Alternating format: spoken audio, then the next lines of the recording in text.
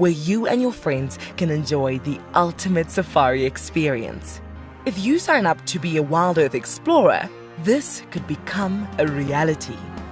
Timbeta House is located in the heart of Djuma Private Game Reserve, the home of WildEarth.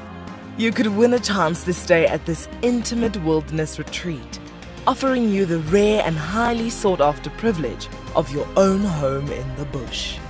The prize includes 3 nights for 6 people and includes daily game drives, a chance to see the WildEarth camp, and have dinner with one of our guides. Sign up to be a WildEarth explorer before the end of February 2021, and you could be heading to Djuma, the place that we call home. Available dates are limited, so terms and conditions apply.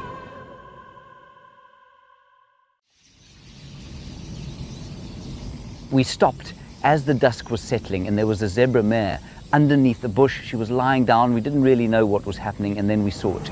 Everybody, there's a zebra giving birth there. There's a zebra giving birth. This is a zebra giving birth. Look at that. Look at that. Oh, you clever mare. Well done. It's born, everyone. It's born and it's alive and it looks fine. This was, of course, an unusual sighting. Normally, herbivores like impala and wildebeest and zebra will give birth during the middle of the day. This is when their predators like lions and hyenas are fast asleep. But as this little foal took its first steps, the dying embers of the day had just gone over the western horizon, and it was just the time that the hyenas and lions were starting to get active and go out foraging. This is why we didn't light up the sighting, of course. It may have compromised the zebra's eyes and at the same time attracted those hyenas and lions to the activity.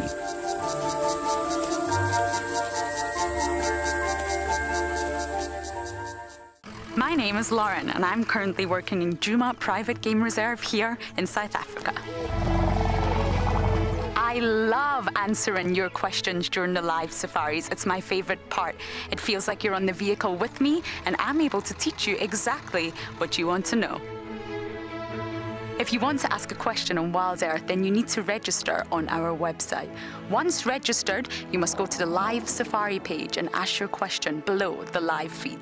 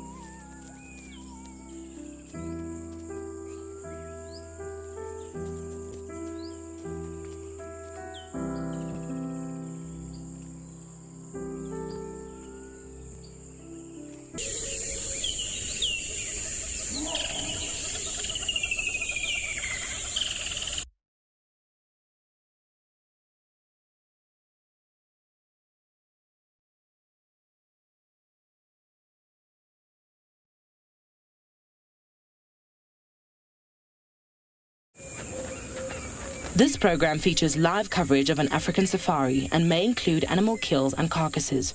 Viewer discretion is advised. A very good morning to all our viewers and welcome to andBeyond Ngala, where we're currently just watching the sun slowly rise over the horizon and lifting away a slight misty veil that was over the Timbavati. You can see this morning slightly more cloudy, but it looks like it might open up. And there's almost no wind. It's been dead quiet. And we've just been sitting here for the past few minutes listening to hear if we might hear any animals call. I thought I heard one lion calling just now, but it sounded far, far off. And in the river, we can see some hippo tracks that looked like it walked all the way from the opposite bank down. And the main part of the stream of the water flowing is right up against the bank close to us. There was more than likely a wandering hippo from during a night. With all the water at the moment, I'm sure the hippos must move considerable distances during the dark. So, welcome to your live safari from the African bush.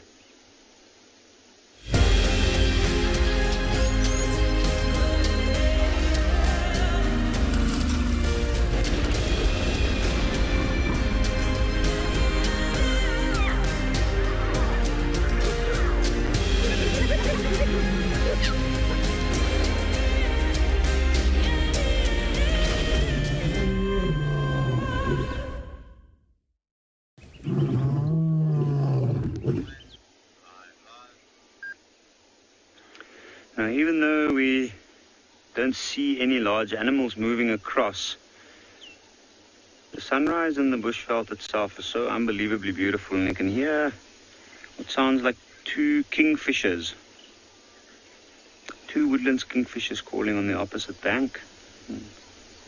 Lots of other birds calling nearby in this area, and the sounds in the morning is probably one of my favorite things to do, is just sit, listen.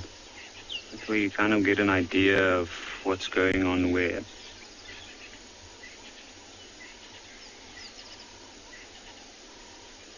At the moment, with the very lush vegetation, it's usually, this part of the river at least, is usually covered in shade early morning, and you can hear some of the birds like the francolins waking up. Now, I'm Yapi, and behind the camera we've got Owen, and we've come down to the riverbed this morning in the hopes that we might pick up on any signs of large mammals. Elephant maybe, a herd, or cats. Lion would be good. I think this time of the year, leopard on Ngala can be very, very tricky. And we haven't had a lot of sightings of leopard. There's certainly been activity, and they've been all around this area, but we've had more sightings of lions. And one of the prides that we see in this area quite regularly, the dynamics are a little bit confusing at this point to everybody here, since they've been splitting up. Some of the members of the pride have new cubs, and we have yet to witness their introduction into the larger portion of the pride. Now, normally this part of the river would be quite busy with elephant activity. So I think I am gonna continue, see if we might pick up on any signs of elephants in this particular section.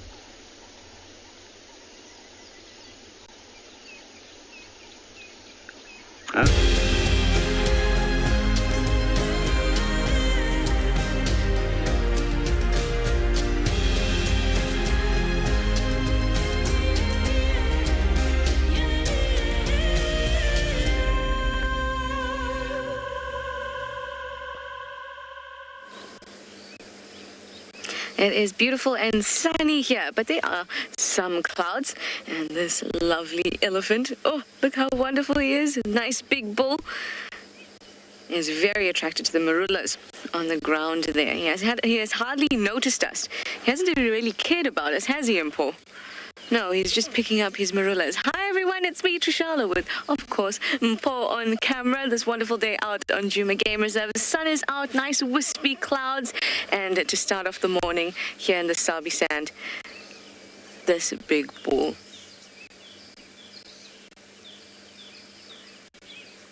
They can become so obsessed with picking marulas. They really don't pay you any attention.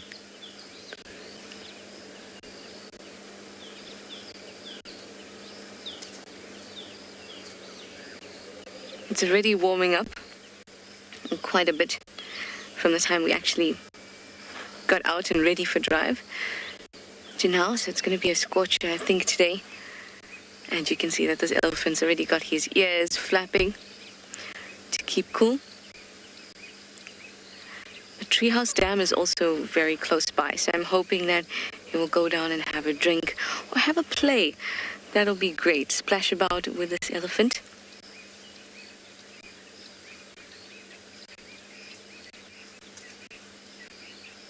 Look at that tail swinging wildly as well.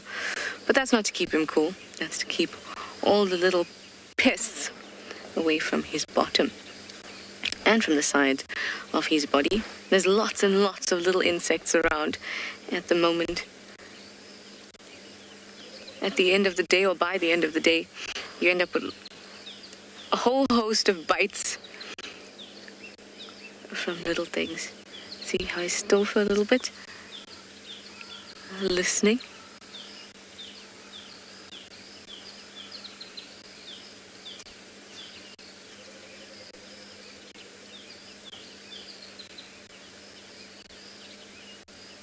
A glorious morning. Our plan today is to see what the bush has to offer us, because we've been gifted really awesome sightings these last few days. And it's just because we happen to be in the right place at the right time. And just allowing the bush to, or readying ourselves to receive the bush's gifts. And this is our first gift of the day. But I am close to the hyena den, and I would like to pop in there and see those little mischief makers.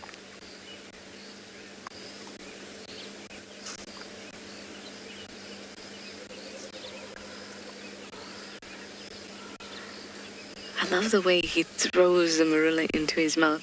Look at that, look at that.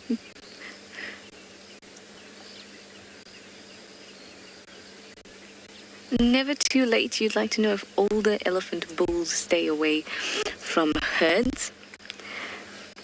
They will generally stay away from herds, or mostly stay away from herds, except when they are mating or they feel like there is a receptive female in the herd, or they're in must. But if it's just a normal day, no receptive females around, not in must, it is unlikely that they're going to be with the herd. Now, younger males say about 13 to 15, they're now getting pushed out of the herd. You'll see they're like the badly behaved males. I say badly behaved, I mean in the context of what we think is badly behaved. But what's actually happening is they're growing up and they're starting to be a little bit mischievous. You'll find them very loud.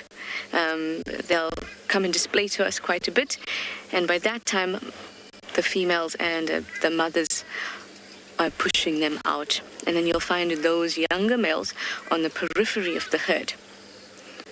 They may still come in and out of the herd, but as the herd moves, those younger males will be on the periphery. And then slowly that distance increases and increases until they completely left their natal herd. At that point, those males are now in their mid to late teens,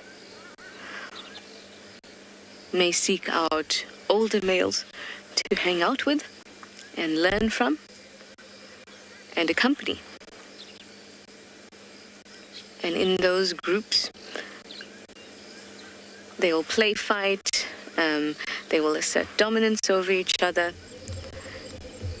and they'll learn all those things that are required for them to face other males for mating rights in the future. So for this big male to be on his own, just enjoying the morning in the marullas, is absolutely normal.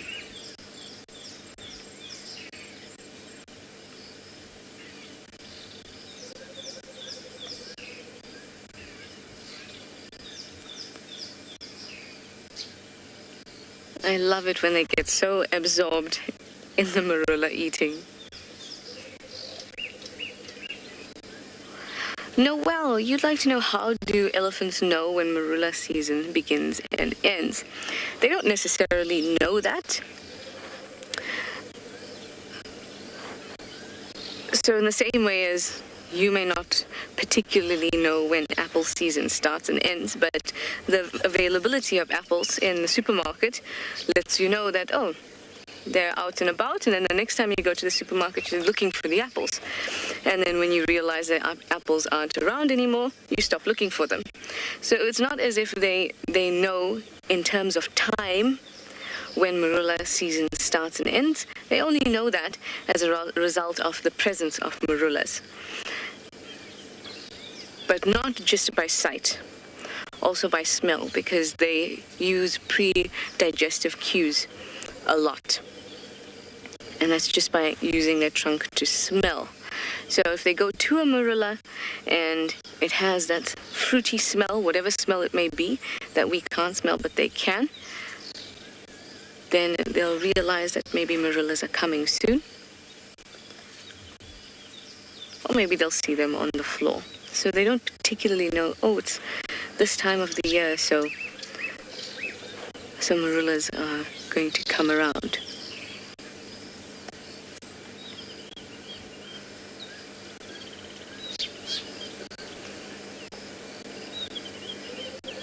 It may be possible that they expect them when it comes to a certain temperature in the year, and when there's an increase in moisture, it could indicate to them, oh, maybe marulas will be coming soon, but that's not a conscious thought. It's just something they may check on. Anyway, let me send you over to Tristan, and I'm going to bumble down to Treehouse Dam before I get to the den.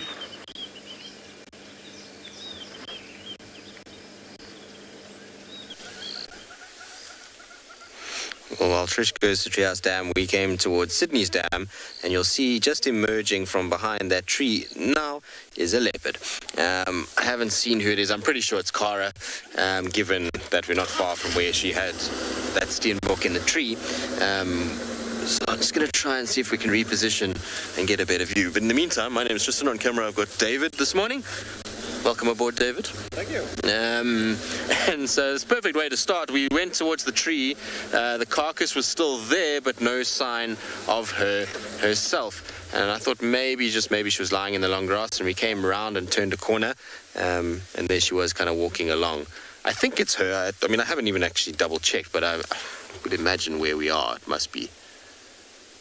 Yeah, it's definitely her. See her scent marking on that particular tree. A lot of you might be asking about the wire that's on that tree as well. That's all just to try and protect the marulas from elephants. This year, the ellies themselves have been quite destructive on marulas and ring barking them, and so they're trying to protect all these nice big trees.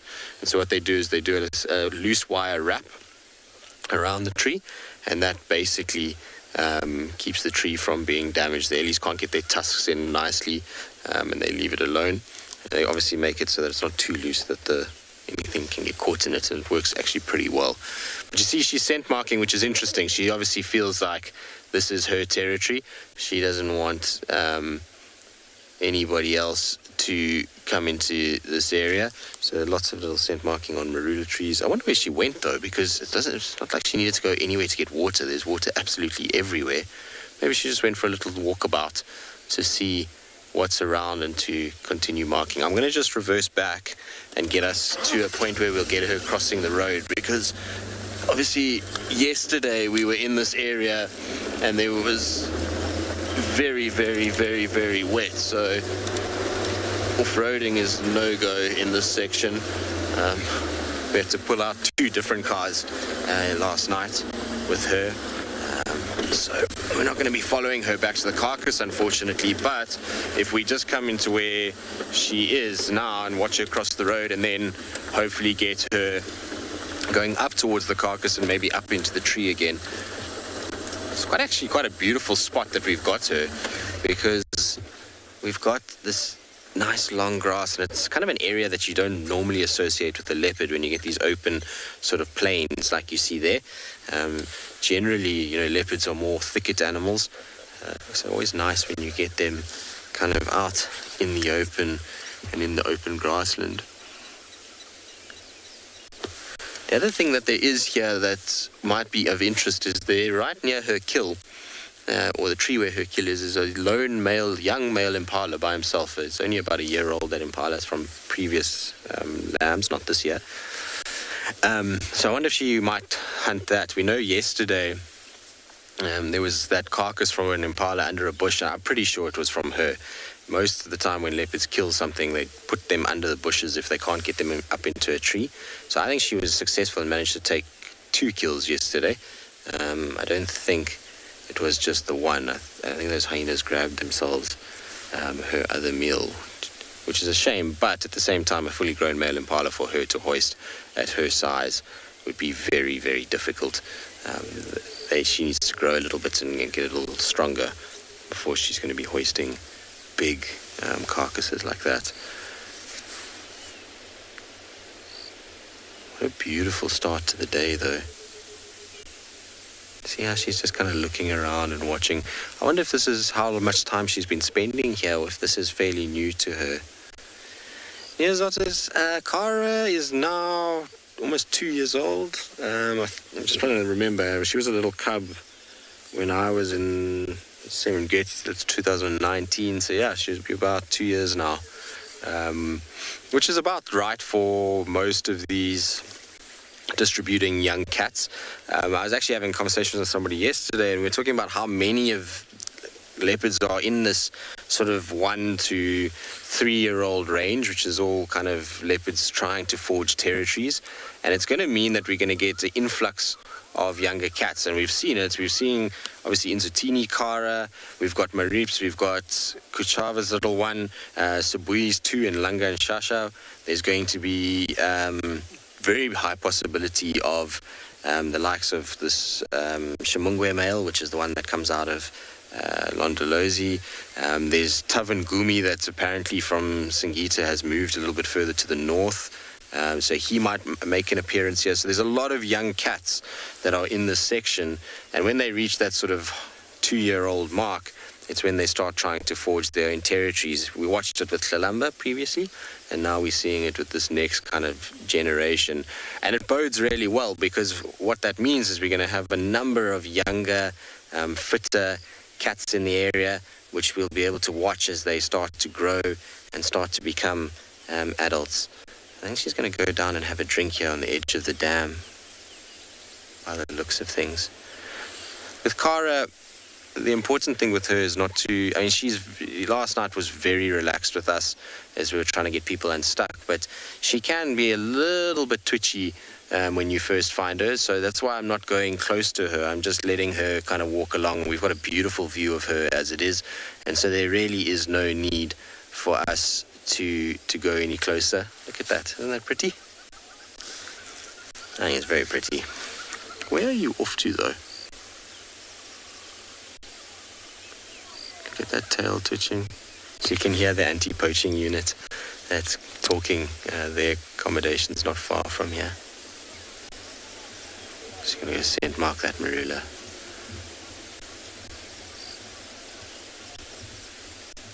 Yeah, she's just rubbing it. You can hear the monkey's alarm calling now. And that's because those monkeys would have probably spotted that little white tip to the tail. And she's going to mark. And then she's going to start moving towards the kill, I would imagine. I just need to get hold of Rex, and who's going to be joining me, just to tell him where exactly I am. Rex, come in. There we go. She's going to go back towards the... Yeah, Rex, she's at this marula, but she's now mobile towards the kill, so if I go Jumbo.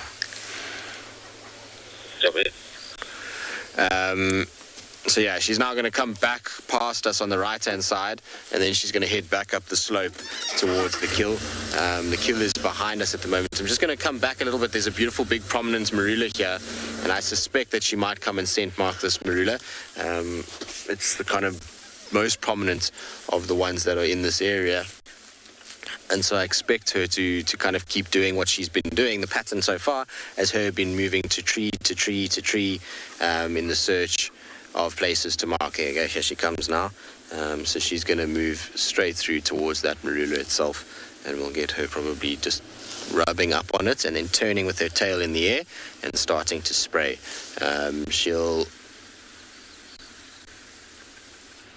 do that there, sniff, sniff, sniff, and turn tail, and there we go, little spray, mark of territory, and then off she goes. Now that marula, that one particularly, is going to be a very useful marula to have marked. It's actually on a very big game path that runs from the dam. The hippos that leave the dam going back and forth have created a nice large game path, and as winter comes in to effect, what you're going to find is a number of the cats will use that. So other leopards, and they'll walk along that path, and that tree being situated right next to the path means that she's going to be, well, they will pick up her scent and know that this is her territory. So it's always important that they mark right on the edges of pathways. All right, well, we'll sit here for a little bit. I mean, we obviously can't off-road to the tree itself, but we can get visual of the tree in case she does go up, but we'll just wait and be patient and see if she does ascend towards her kill.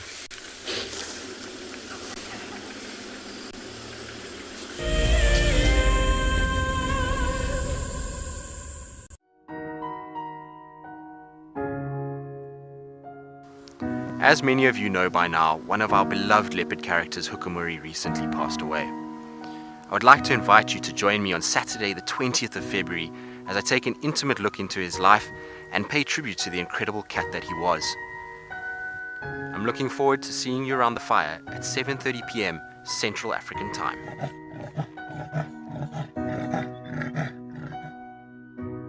Converging game path will invariably lead you to a water source, but treat all water as suspect.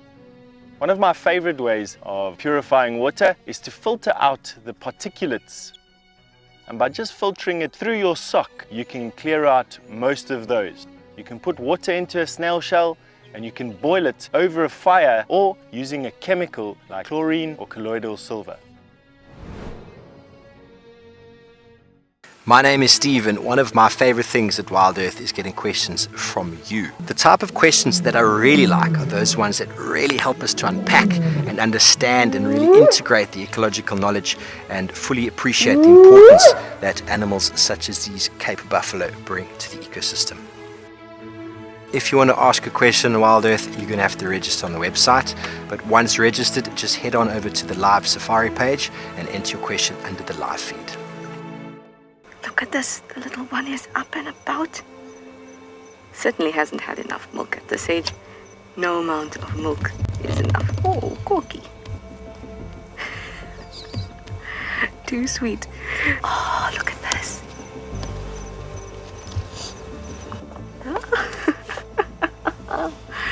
That is stunning. Tune into WildEarth every single day. It's in your nature. What makes andBeyond Phinda Private Game Reserve so special is our massive array of habitats.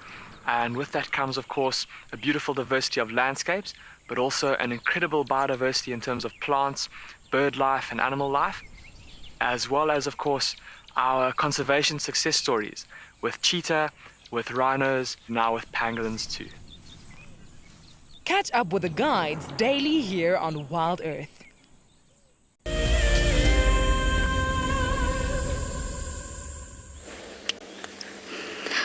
We have a gorgeous green pea spider here. How stunning is this creature?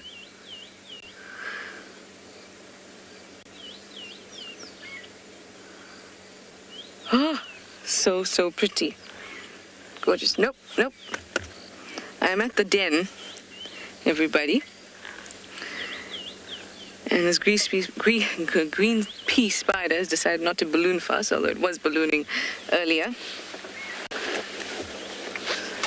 Here I have some friends who are being naughty, coming to chew my shoes. We've got Ruben and Intima here.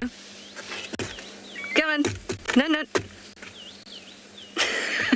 This little one. This is one of our hardest ones. So normally when they come and put their faces here, they just kind of bang your feet and then they get a bit of a shock. So I did this one and I just kind of get the side eye. Like, I'm a little scared, but I'm actually not that scared of you. I know that you are big and strong, but we can't have you too familiar with us, can we? No. Okay. So we have all cubbies out except for Intima's little one. And with both Ribbon and Intima here.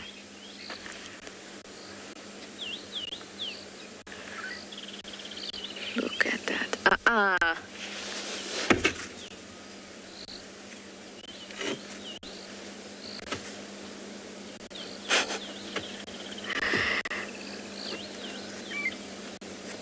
Oh, what a difficult life I have to fight off hyena cubs. Corky's little girl is here now. She's a little bit scared, more scared.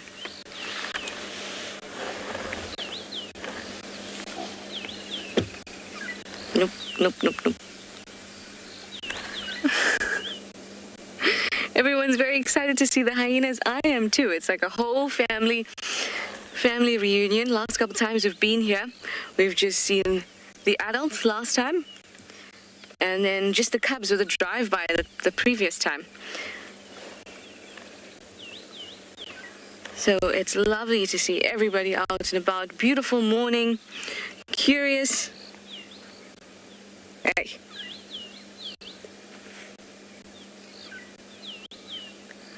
And actually smelling not unpleasant. I think that's a plus. There you see Ribbon with her two that are suckling.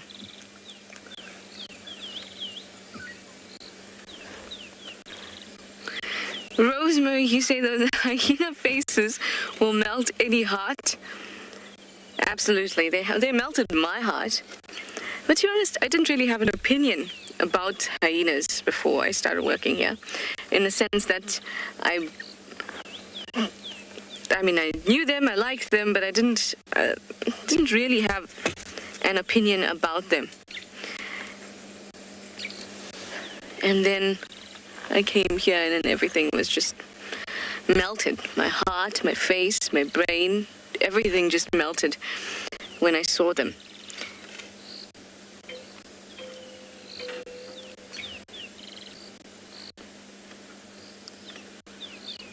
I can hear tinkering under my vehicle.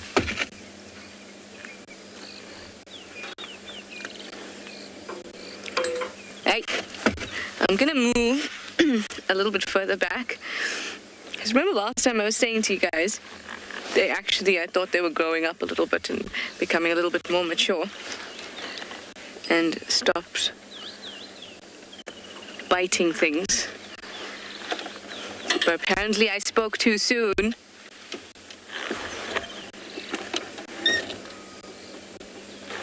Watch the scattering. There's going to be a scattering now.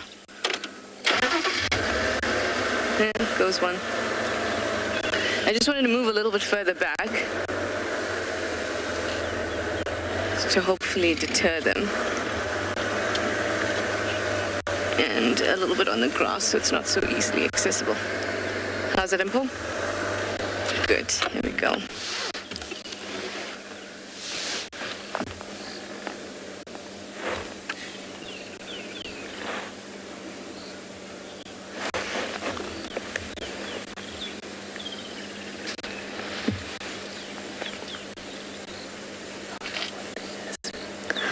Stuck in bed. You'd like to know how long will they nurse for? A really extended period of time, generally around 15 to 18 months. So they can be nursing for a year and a half. That's because it takes a long time for all those important characteristics that make them the predators that they are to develop. And that includes a heavy skull, strong jaw, and a lot of well-developed muscles around the jaw too that help them to maintain that strong bite force.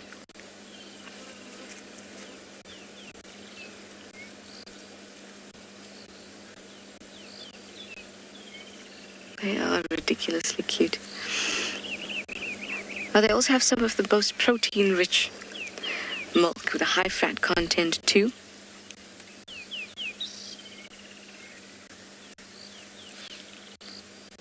And it's all very important for the cub's development. In terms of the predators that we have around here, they really are quite unique in the way that their body develops and the things that they have got to grow and make strong, as well as their intelligence and building social intelligence so that they can exist in this openly competitive society that they live in.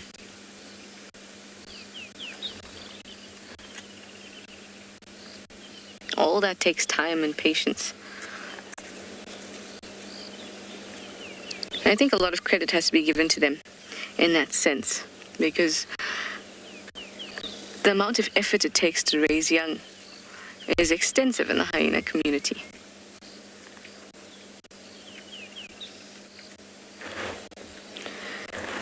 And Tima has now gotten up and walked off. I suspect she'll just go and sit down somewhere far away. She generally does that.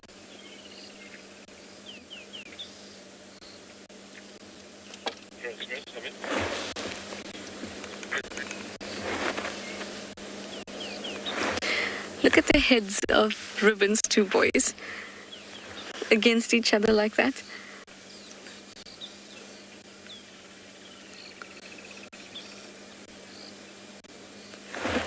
So sweet. If ever there was a family photo, that is it. I'm just pulling up my binos if you hear that strange sound.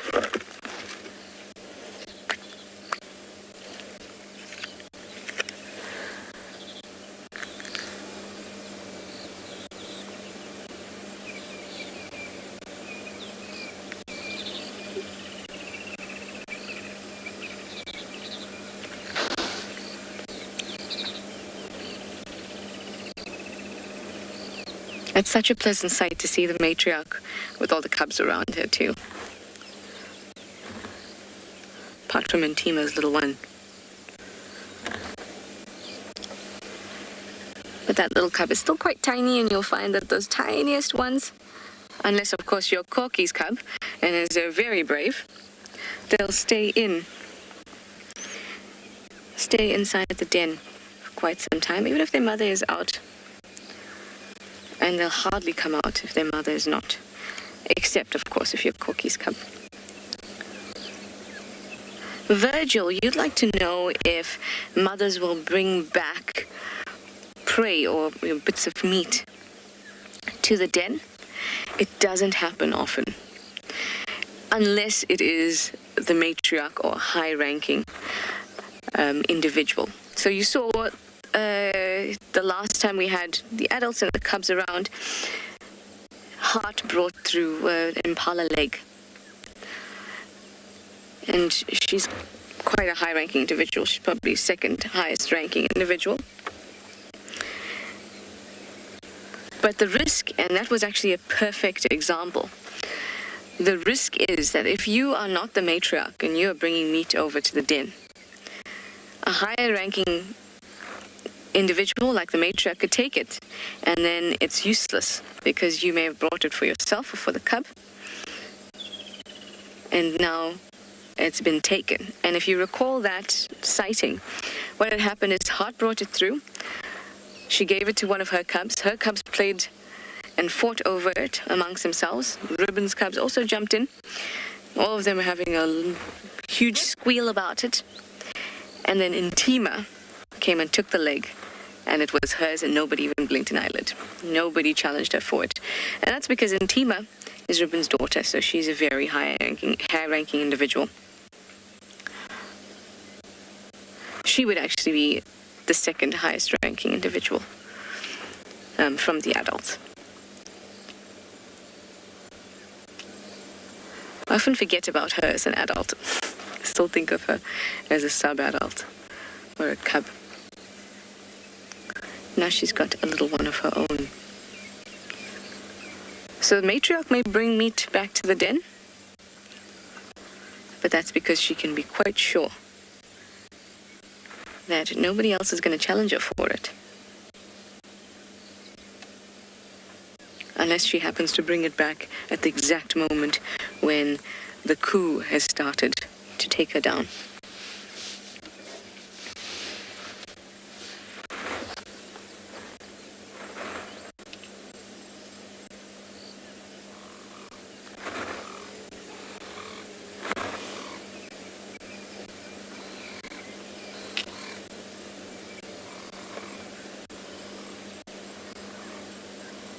Good morning, Ribbon. You're looking very peaceful with your two boys.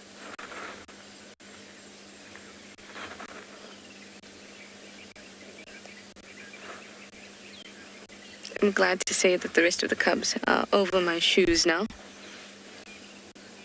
Or maybe I spoke too soon. Stuck in bed, you'd like to know if they've been into camp. Hard to tell. I suspect that Ribbon's boys have. The other ones, no. I haven't seen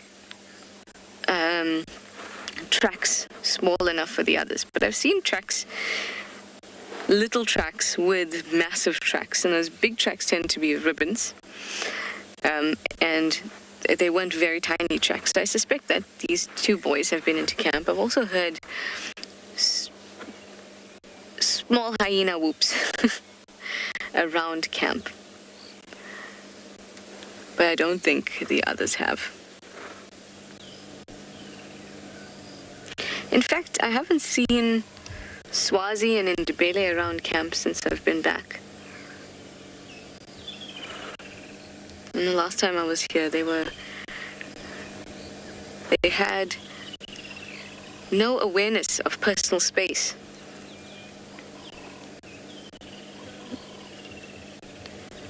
Actually came into my room while Swazi did.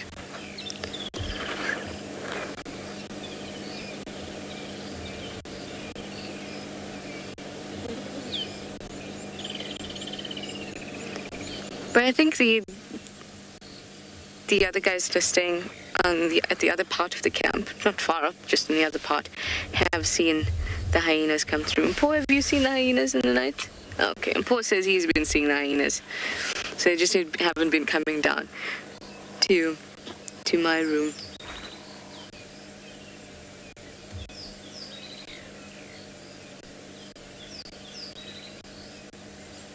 Hello, little Navela. I really, really like that name. Very pretty name.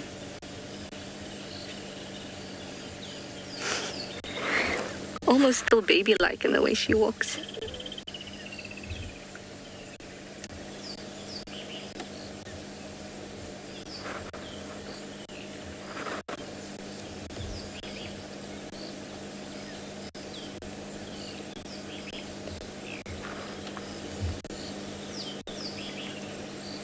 Very, very peaceful. I'm just enjoying myself. I hope that you are too.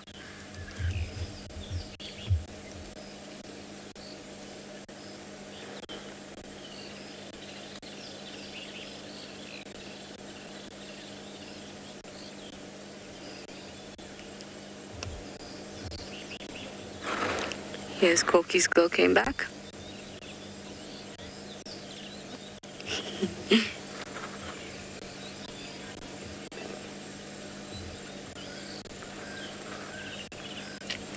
Leopard lover, that is an interesting question. You'd like to know if spotted hyenas become physically different depending on the environment. With all animals of the same species that are in different environments, there are subtle differences. Like impalas here versus impalas in the Mara, where the horns of the impalas in the Mara are just a little bit different. And that's a result of, like you said, of the environment, of the resources, and slight changes that may happen genetically. We call those changes epigenetic changes. So they're things that can be influenced by the environment and then be expressed. Now, with spotted hyenas, I don't know of anything specifically. I do know that the hyenas up in the Mara tend to be fluffier, a little fluffier than the ones down here.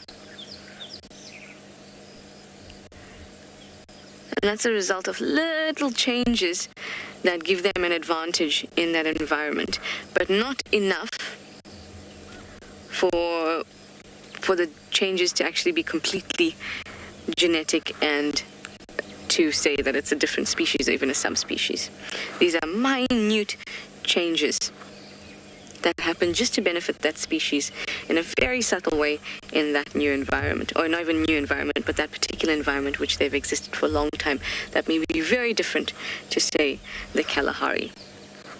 What would be quite interesting is in Tswalu, they've recently introduced spotted hyenas, and I'm sure Deirdre, Yuan can tell you a lot more about that.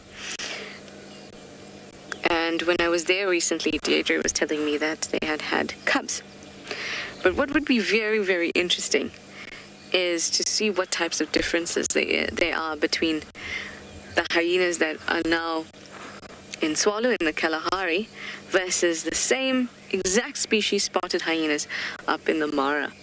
That would be really, really interesting. But in order to conduct that kind of study, you'd need quite a lot of resources. Because you'd want to look at all sorts of different genetic markers in order to see what kind of epigenetic changes are happening. But that's a really, really interesting question. There definitely are. And sometimes it's not something we can see.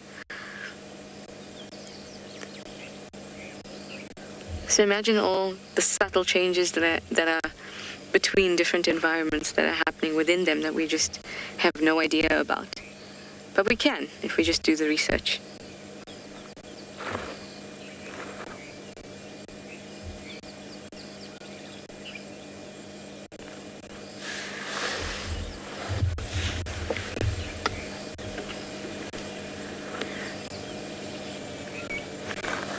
Somebody is playing with a stick out on the side. Oh no, now you've left your stick. She was looking very cute. Very, very cute.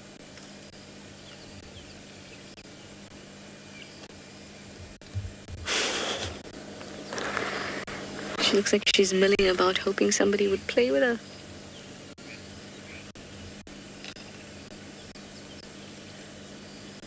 That's a good stick. Oh yeah.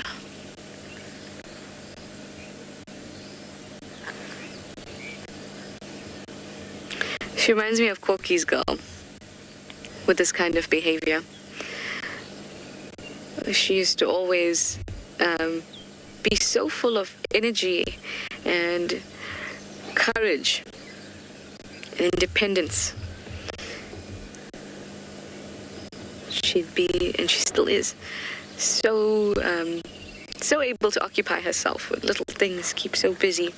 And June's girl here, she also has that same kind of characteristic.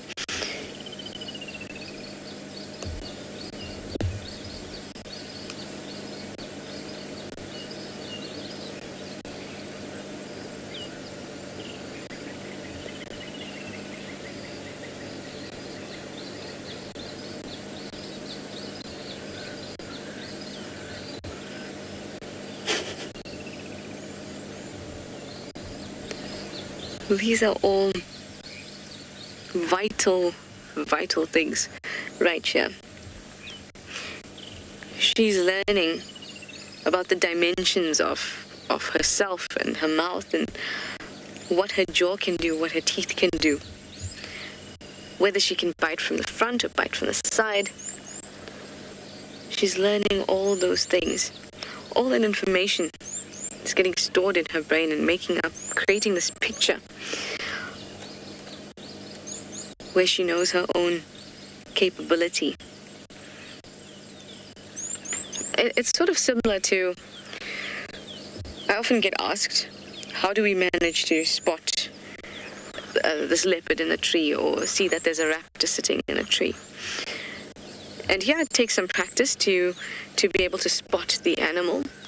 But what you don't realize, or what you're not conscious of, is that your entire existence, your brain has constantly been taking in information about textures and shapes. You have seen a tree for as long as you've been alive. And as soon as something is off about the shape of a tree, you can recognize it. You may not be able to recognize that it's a leopard. You may not be able to recognize that that change is important.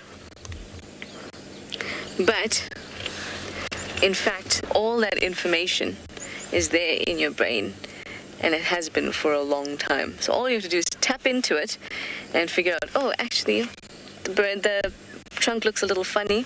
Could be a leopard, and then go follow up on it. Brains are amazing, aren't they? Anyway, gonna stick around here for a little long, well, until the adult moves, and I'm gonna send you over to Tswalu Kalahari so they can say good morning.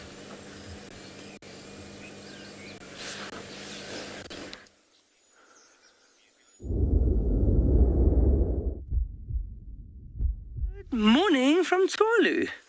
What you have in the little frame there is a shaft-tailed wider. They're so difficult to get on TV, but that's his little perching spot. He's trying to find some females.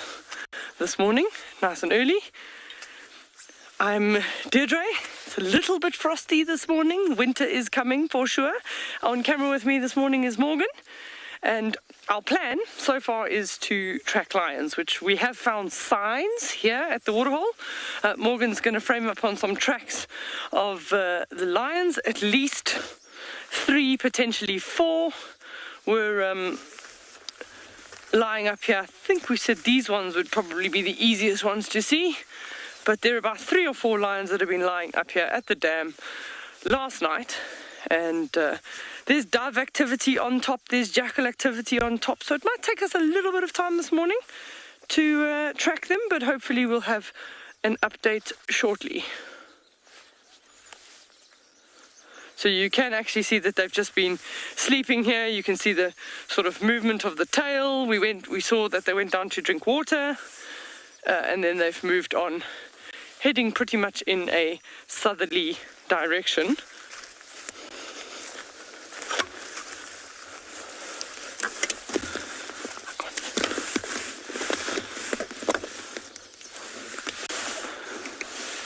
So you can actually see sort of the lines there of the tail. Nice place to be at the dam. So it will, is our little friend, yes, our shaft-tailed wider is still there, so we can show you now he's facing towards us. Very pretty little birds. He's on the same tree, Morgan, same place. The little... So they have what's called a Leopard arena. They have one particular area where they go to display, and hopefully with his... oh, he just flew off. So once that little shaft-tailed wider is actually a brood parasite, which is means that the female will lay eggs in somebody else's nest and allow them to raise her chicks, predominantly the indigo birds. They choose one in particular and then lay their eggs in their nest. But those little males will continue to have one spot where they perch, do their display from, and hopefully attract females from there.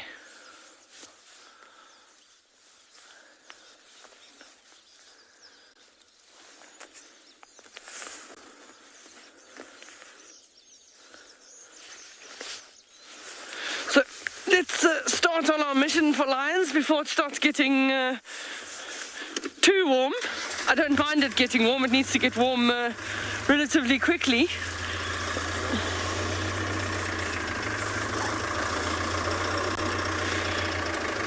So Stacey is asking the question, are lions difficult to track? Well, fortunately they've got a relatively nice size footprint, but it's generally quite soft.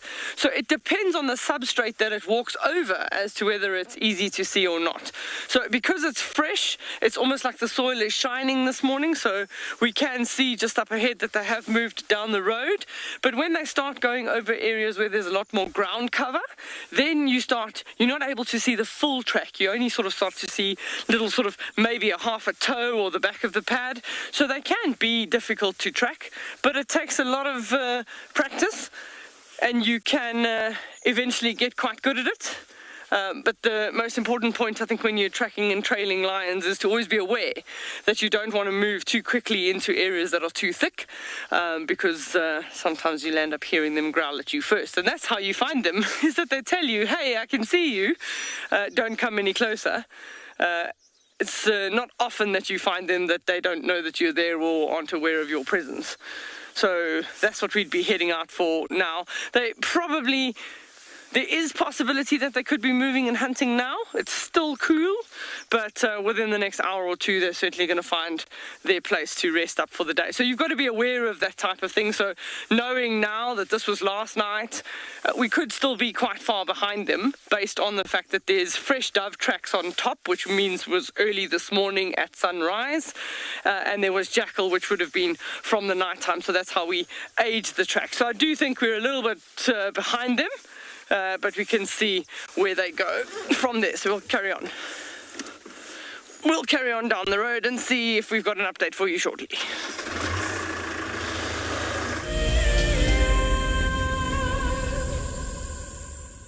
When on safari, there's nothing better than an evening spent under the stars chatting around a fire, with the sounds of the wild all around you. If you sign up to be a WildEarth Explorer, you can build your own memories by joining our guides for regular fireside chats. Subscription payments can be made by PayPal, credit card, and now bank transfer. WildEarth Explorers, it's in your nature. Being a safari driver requires some serious multitasking ability. You've got to be able to talk, look at the road, steer, and occasionally get the vehicle into the right gear. Do not crash into any trees. Oh, that's a dozy. Just jump into the car and hope for the best, and you'll see where it takes you. No, I'm just kidding. I'm surprised they're moving as fast as that didn't go well. Who is the best driver? Well, me, of course, although some of the cam-ops might disagree. Hi, my name is Tristan Dix, and I am a guide here at Djuma Private Game Reserve for WildEarth. We love connecting you to the African bush, and we always look forward to all of your questions. If you want to ask a question on WildEarth, you'll need to register on the website. Once registered, go to our live safari page and submit a question below the live feed. Catch up with me on WildEarth. The croc is still holding another one there. It's holding from the hindquarters. I would really want. The wildebeest cross is trying. The croc is holding the tail. It's holding tight. Oh no. Goodness me. Lucky wildebeest. You have another day to live. Expect the unexpected here on WildEarth daily.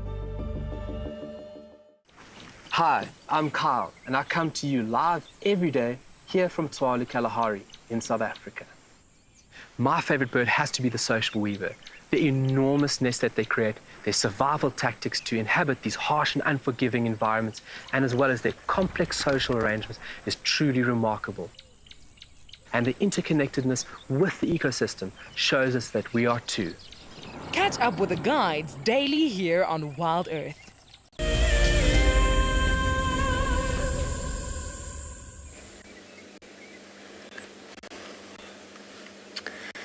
Things have quietened down here. Although the position of these two cubs on Ribbon's belly is still too cute. All the other cubs have, there's one milling about.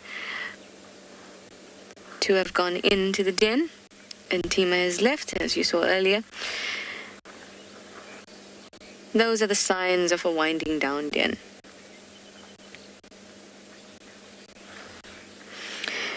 Anyway, I'm going to stick around, like I said before, and Tristan has something happening, so let's go over to him.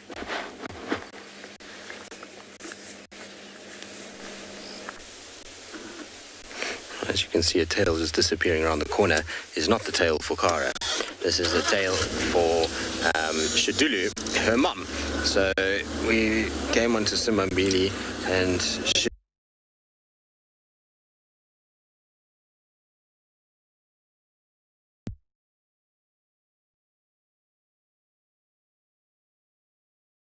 away. She is heading... Sorry about that, guys. We're gonna get Tristan back, I am sure. He must be having the time of his life. I'm not sure exactly what I heard the comms were there, but I heard Shudulu, so maybe Shudulu has joined Akara? That would be awesome. Awesome, awesome, awesome. I can remember the first time I saw those two together. It was just magnificent. Kara was a tiny, tiny cub. I don't know how many weeks even, but just a few week old cub. Thanks to something like that.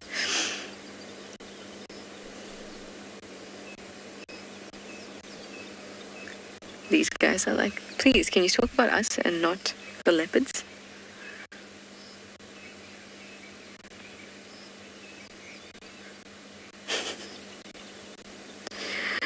I often wonder where, like if you have a look just behind Ruben, there's a path, the same path that Ntima took. But somehow when they leave this den area and they walk out using this path, or sometimes a path behind us, or sometimes a path to the east of the termite mound, they seem to completely disappear. And this path here comes out at Treehouse Dam. And no matter how many times I try, if I see them moving out here and then go out, go to Treehouse Dam, just don't find them. That's why we often say that a hyena is probably the most difficult animal to track, because they move very, very erratically, up and down, side to side. They don't particularly use sandy paths. They're not scent marking, but they are anal pasting, but not consistently as they go, unlike the cats.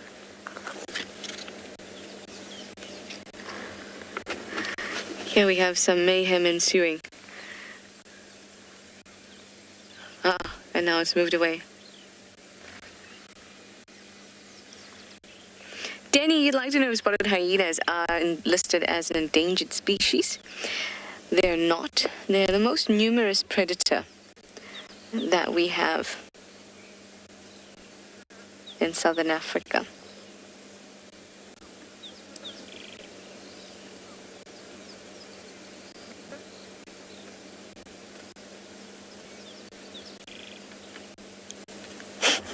Sometimes I think that they come here, they come towards me with almost the slightest bit of an attitude.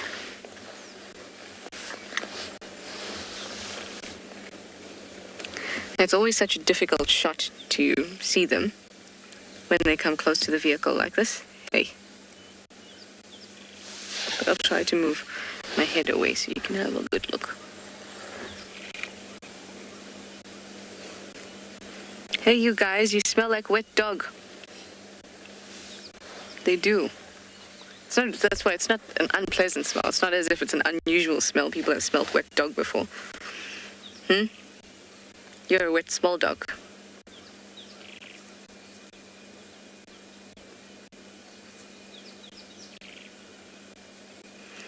Sometimes you see things in their eyes and you just want to take it out. You have something in your eye.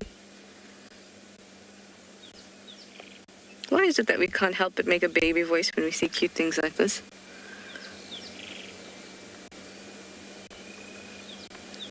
Yes, I'm also not sure. Oh, there we have some practice pasting there. Some PP going on.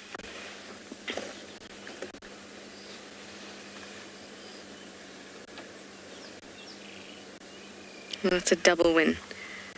Practice anal pasting plus find a stick.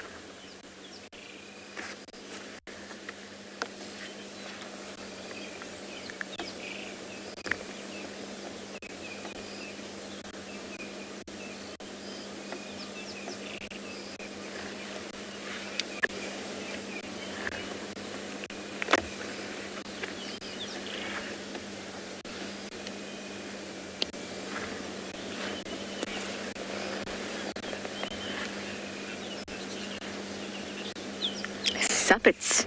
You'd like to know what would happen if this clan encountered another clan, it would be quite a fierce battle, territorial battle. They've been known, I mean, not this clan, but hyena clans, when they clash, it's been known to be quite a violent affair.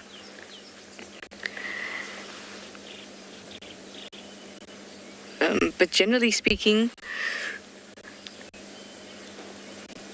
the boundaries of a territory are well defined, and they can be quite extensive. A territory can be over 100 kilometers squared and well defined, but a clan will tend to prioritize the center or most used bit of their territory. So if other clan members come in and out at peripheries and there's nobody there to chase them out at the time, it doesn't result in a massive deal where, maybe they go over to that territory and say, hey, you've been in my territory, or anything like that, because they prioritize the center bit. So for our clan, for the Djuma clan at the moment, their priority will be this area that's around the hyena den at the moment, because that's where they're raising their cubs, and that's kind of the hub for the clan at the moment. Now, when the cubs grow up, that hub may expand, and then they'll start to protect maybe a different part of the territory a little more. But those edges, though well defined, are not so rigid that someone just comes in and they're going to get bashed or something like that.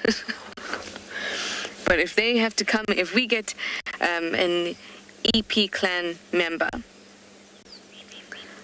come into this area near Treehouse Dam, Philemon's cut line, Philemon's Dip, Weaver's Nest, this priority area, if you had to come into here, it is likely to encounter lots of problems. But then we know that Gauri cut line, which is maybe 2 kilometers from here, I have seen an EP hyena clan member or EP clan member. But again, it's not in that hub area, and you're not going to see them with Djuma clan members unless they're an immigrant male and they're trying to get in here. But if you get one clan and another clan at a boundary clashing, it's violent. It's a very distressing thing. There's also lots of distressing sounds, and all around not a comfortable situation by far.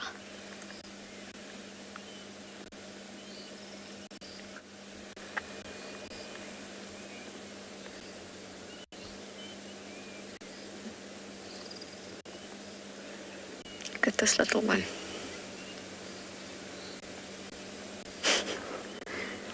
She is very, very cute.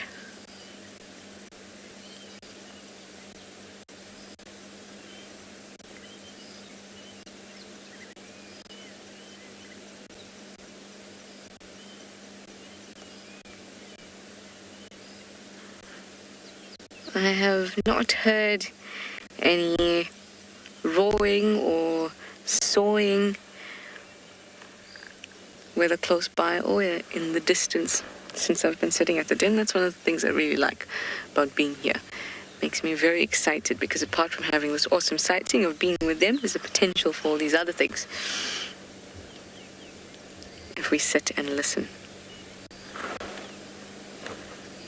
Look at this one. So much energy.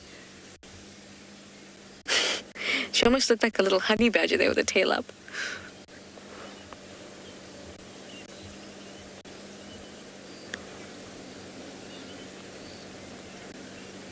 I have seen honey badgers in this block before, actually.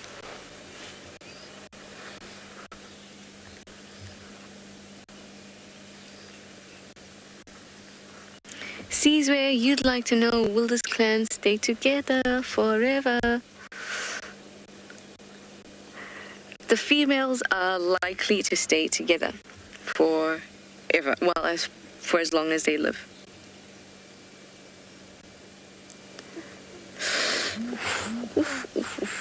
That looks so painful as he pulled on her. Ooh.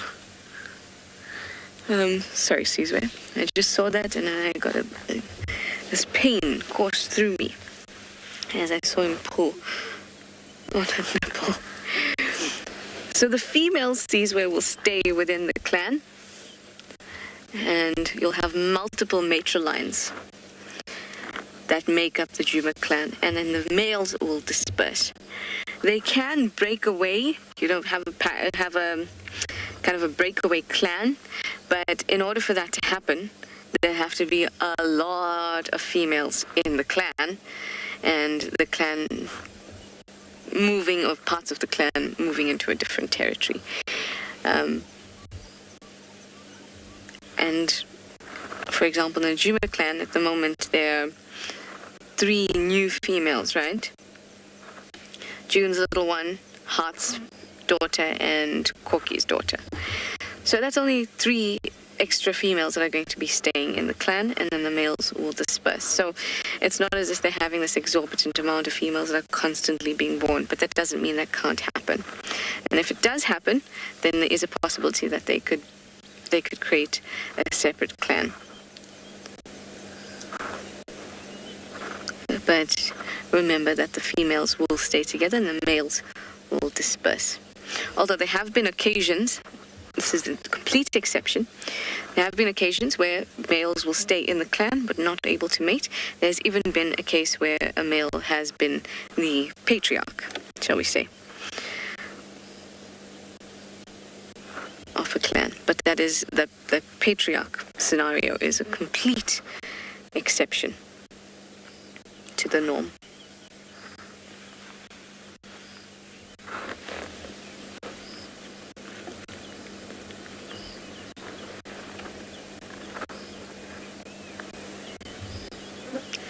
My green pea spider has vanished.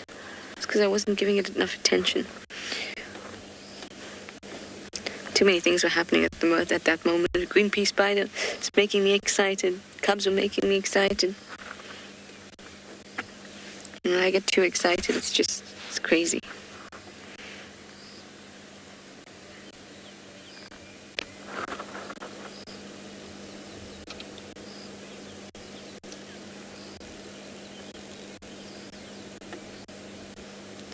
Things are now calm.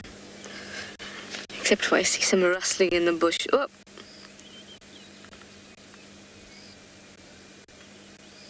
She comes running. Shame. This is June's little one.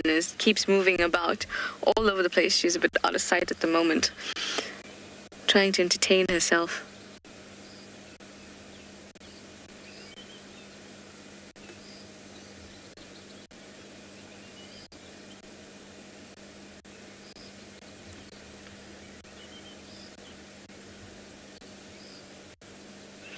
Everything must be so tasty and smelly and different textures. So many things to learn in the big wide world.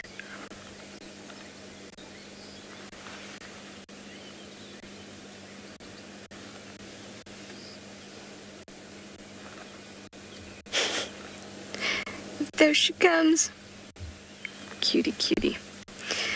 Well, I'm going to now send you over to Deirdre once we see this cute face. Nope, not even going to see the cute face. But I'll send you over to Deirdre. She's on the search for her lions.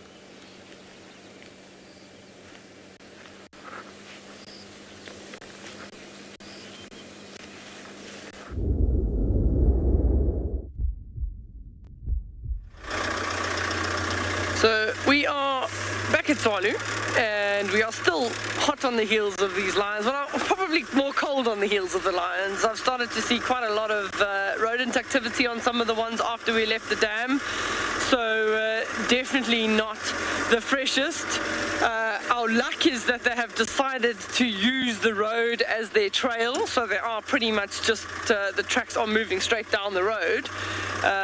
And And we have also found another spot where they lay down as well for another short time frame on the road. So we are just driving on the road. I'm hoping that they've decided to continue to lie on the road. Normally the sand is quite nice when the sun is out and warms up a bit. Then they just like to lie out in the sun. It doesn't appear as if they've done too much hunting. They've just been walking straight down the road. The odd one has gone off and then it comes back on. So sort of maybe a try and an attempt, but nothing at this stage. The tracks look pretty consistently just walking down the road. So we are still trying to catch them. But don't just look at the scenery. It's just absolutely stunning scenery for the morning. At least the sun's coming out now. I feel I can take my gloves off. It's definitely heading into our little bit of a chillier time frame. And what these lions do like to do is they do like to go up to the top of one of the dunes. Often that's a little bit warmer in the mornings.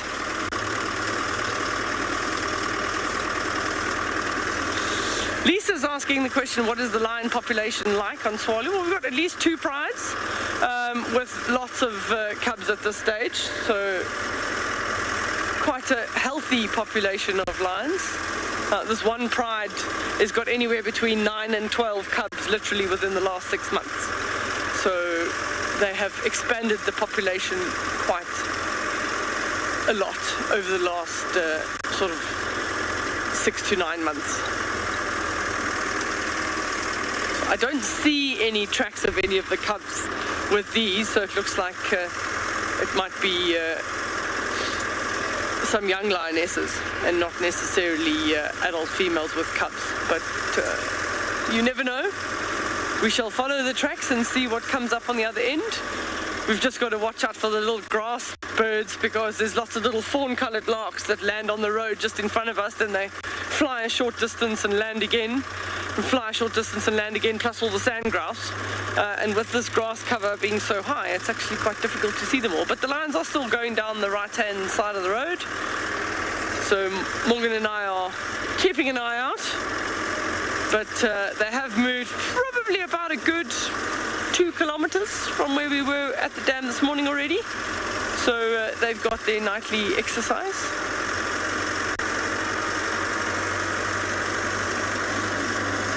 So we just keep going. They'll be looking for animals to hunt in these areas like Eland, Gemsbok.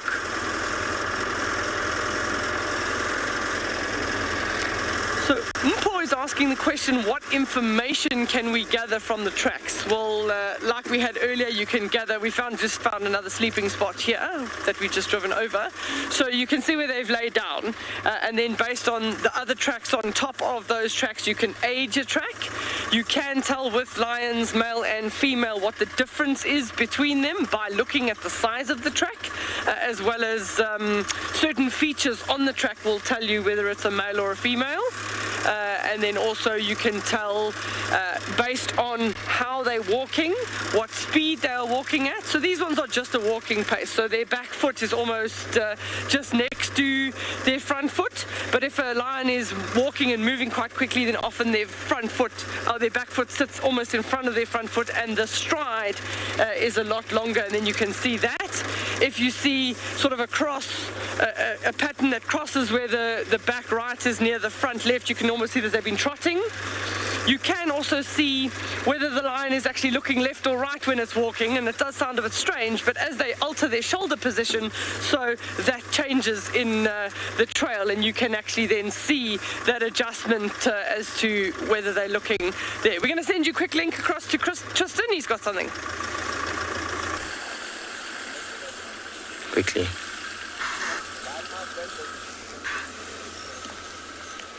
All right, well, let's try this again. We'll see if we can keep her on camera for a little bit. But Shadulu is up and about and moving. She's not too far from Djuma now. She's walked a long, long, long way. But unfortunately, she's now heading off of the road and away from where we can follow her. It's typical. We've had her on the road for quite a while now. But as soon as we actually get decent sort of area, she then cuts off. You can hear impalas shouting at her. She was looking at a few impalas, but has decided better to move on. The tail up like that was just indicating that she's not interested in hunting them. The thing is, though, is the way that she's moving, maybe, just maybe, she's going to head towards where we can actually view her on Djuma itself. It's going to take a bit of time, and us being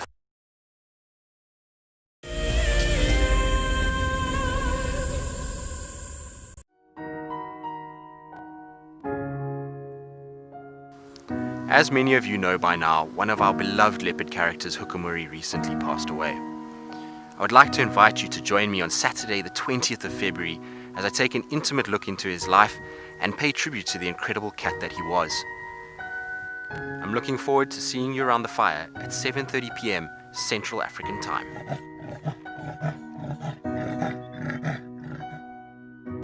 Sometimes love wants to make you sing.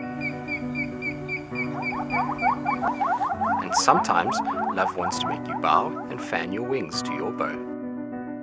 For the southern yellow-billed hornbill, these are signs that love is in the air. These birds are destined for a season of monogamy at least. Breeding pairs are in it for the survival of their chicks.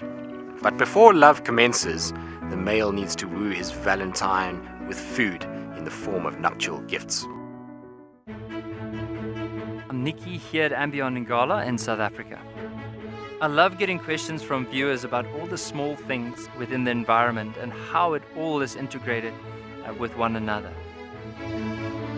If you want to ask me any questions, please simply register with the WildEarth website, head across to the live safari page and then post your questions there. I'm looking forward to chatting to you on my next WildEarth drive.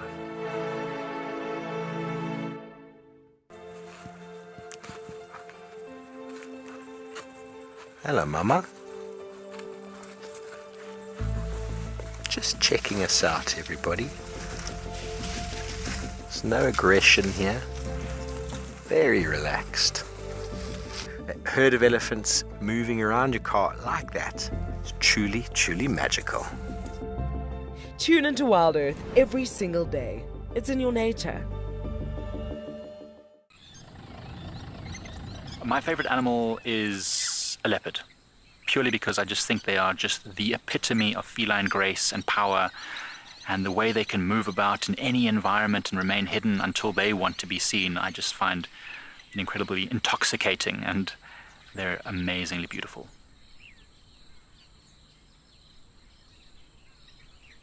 Catch up with the guides daily here on WildEarth.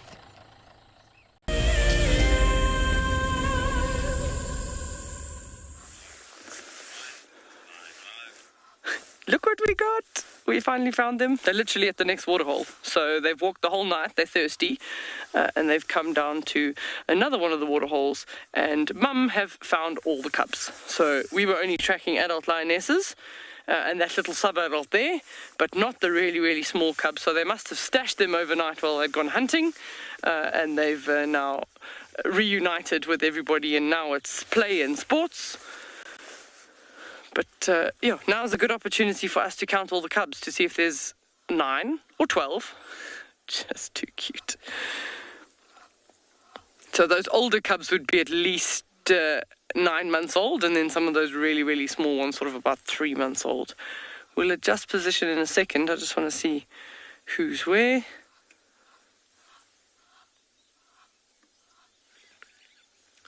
So there's at least 2 adult lionesses here.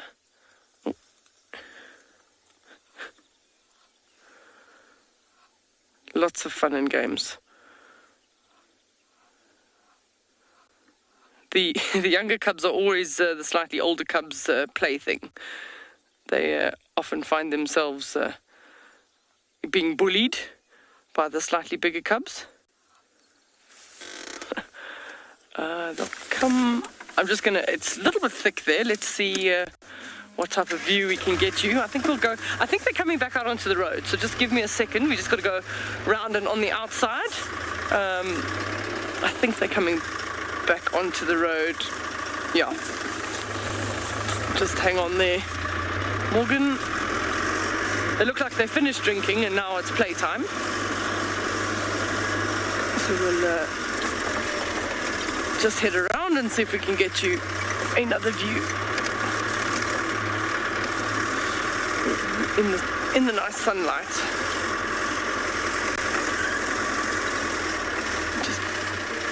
Oh, they're in front of us. Through the muddy patch. Yeah, they're going to come out on the road in front of us. Here they all go. So we'll see. Here comes the first one. I'm just going to stop for you here, because then we'll get them all. I'm just trying to give Morgan the best view of the camera. And we just patiently wait and we start counting them. So 2 adult lionesses, 2 different age cubs there.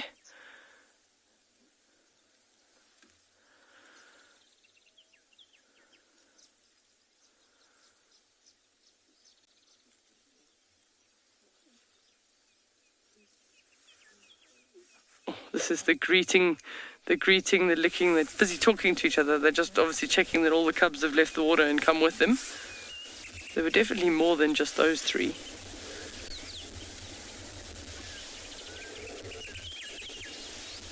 So those a little bit bigger, probably about 4 months old at least, and then the next one's up at least about 6 months.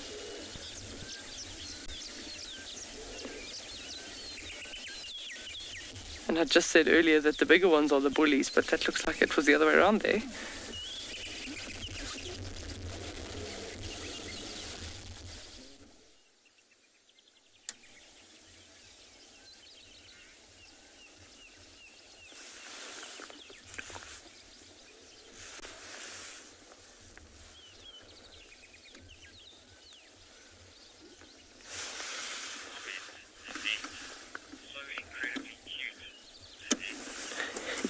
Annette is saying, so incredibly cute. I agree, they're just busy waiting. There's another 1 or 2 coming. I'm going to just alter the position now so we can get... There's a few more still coming out on the trail from the waterhole.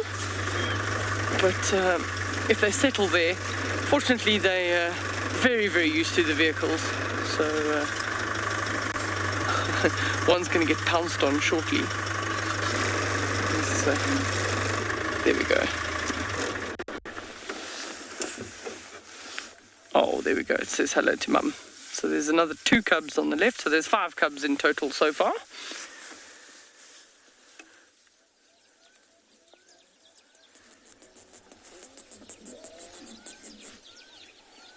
Oh, look like they've eaten something. That's a little tubby belly if you ever saw one. And that's why you see they're walking on the trails at the moment. Look how wet that cub is. That's just walking through the dewy grass. So they certainly would have been complaining, trying to follow their mothers through wet grass. But you can just see why they're choosing to walk straight down the road at the moment. There's just the 2 lionesses, so it's probably just the 2 sets of cubs. And there's another 2 lionesses in this pride as well that have cubs that are slightly younger than these. They seen or smelt something in the bush. They're all staring into a thicket.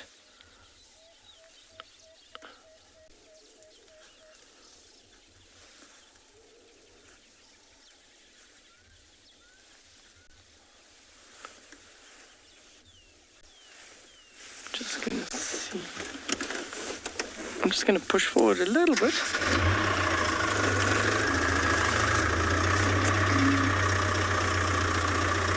And you can see, if we can see what they're looking at. They've all got their heads stuck in one little bush there. So they could have smelled something. There could have been something that's scent marked there. A male lion maybe urinating, or even a leopard or some other predator that's scent marked there, and they're all interested in that smell.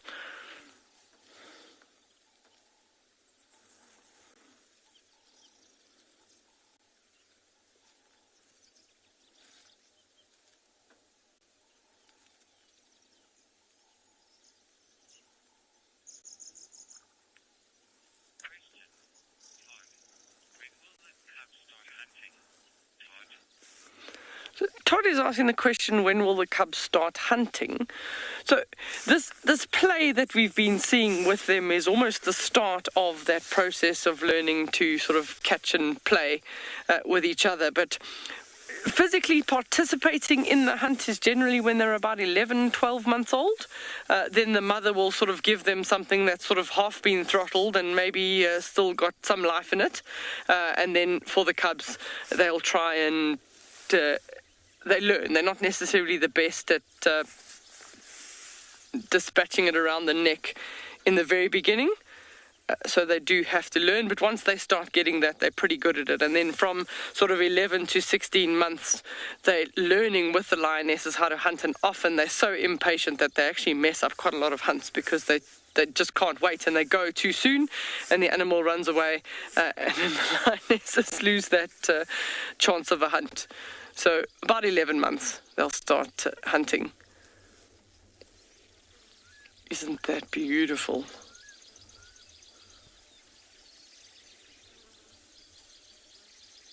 I did say I hope that we get them in the nice morning light, but that is good.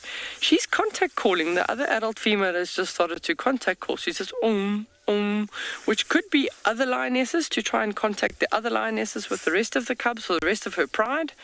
Lots of little mouths to feed here. So we've got four cubs of a young, well, 3 and 3, pretty much. That's what it seems like each one of our lionesses likes to have, is 3 cubs at this stage. So their litters would average anywhere between 1 and 4, but sometimes very young, inexperienced mothers, first-time mothers, maybe only successfully 2, and as they get more and more experience, then raising more cubs is potentially more... is easier for them, but it also depends on the success of the pride from a hunting perspective as to whether they find enough food to feed all of them.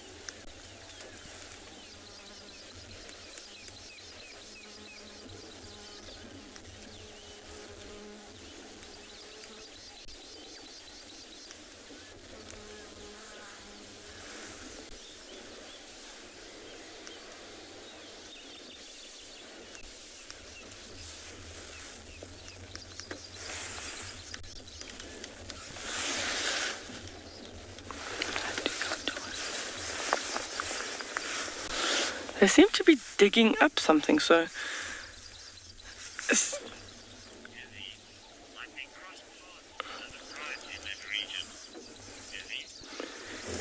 Izzy is asking the question, may they cross prides with others in the region or other lion prides in the region? Yes, they can. What I've tend to find over time is that when they do have cubs, they tend to stay in the central part of their territory, so they try not to be on the outskirts of their territory, and they tend to stick in the middle of their territory and not be on the outskirts. And the same with sort of the neighboring pride. If the neighboring pride has got cubs, they do the same, so then there's often very little overlap. And a lot of the time when you've got lots of young cubs in the pride, when they're first coming out, sort of in that 6 weeks to 3 months, you do have that the male lions tend to be more present in that time, so there's extra defense in the pride. But there is always the possibility that they could encounter another pride, and then the lionesses would try and get the cubs away by sort of making certain sounds that the cubs know that they must run, and then they would stand and defend if there were others from another pride that were attacking them. Oh, we just had some discipline going on there. They've been digging here at this bush, so I don't know if they've got something that they can smell, and the little cub got in the way and got clobbered on the head.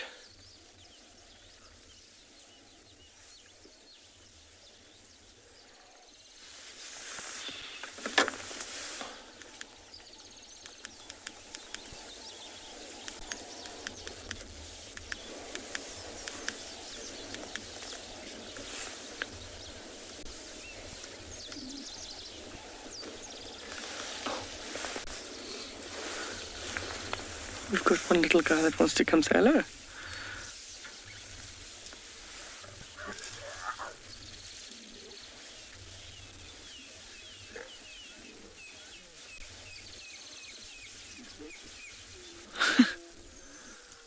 Oh, that's what a little hug from a lion cub's like. So we're going to sit with him a little bit more, and we're going to send you across now to Tristan.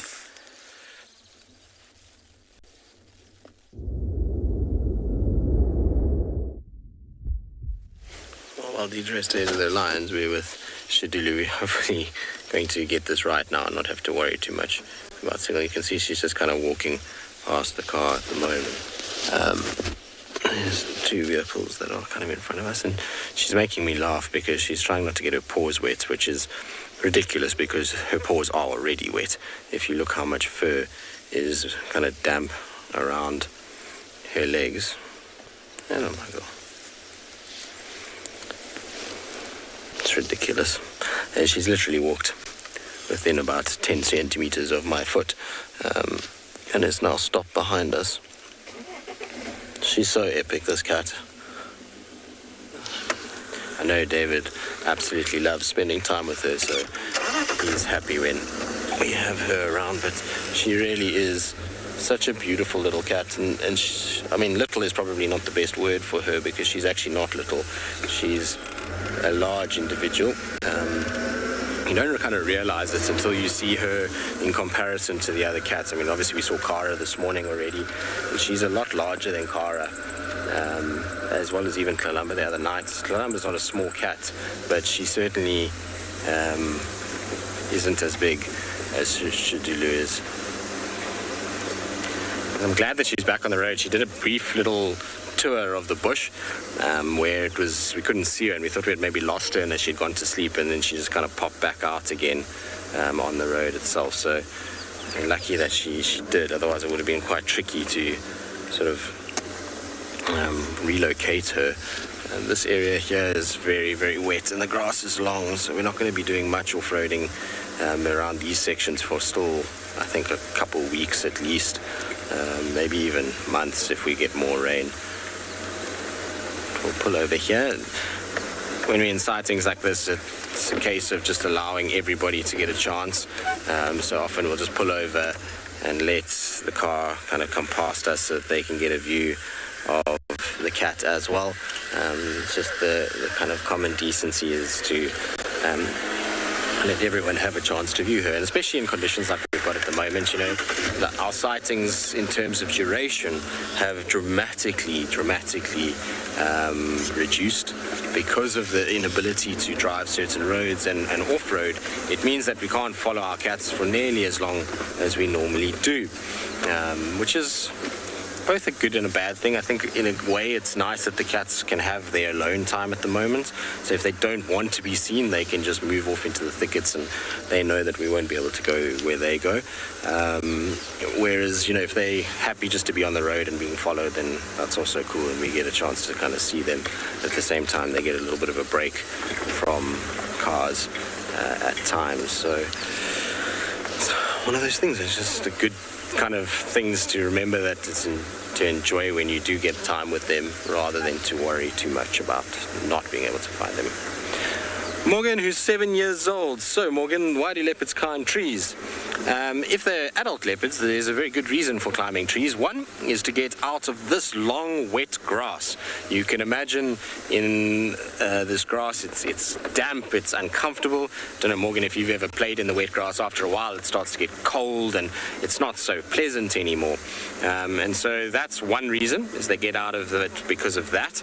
But the biggest reason is for safety.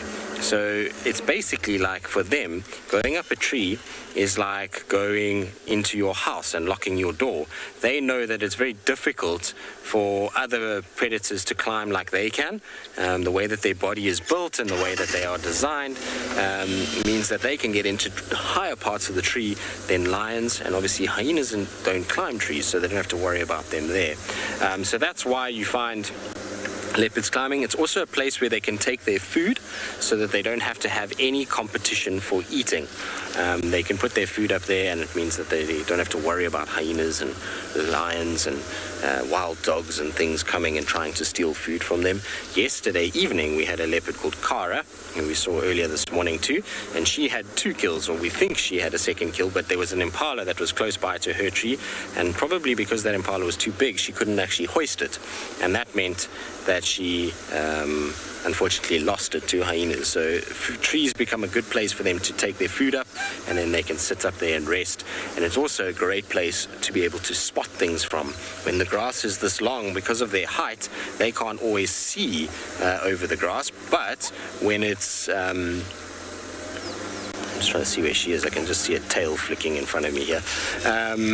But when it's up in the tree, she's got a lot more of a chance of being able to see her prey animals or see any predators that potentially are coming her way.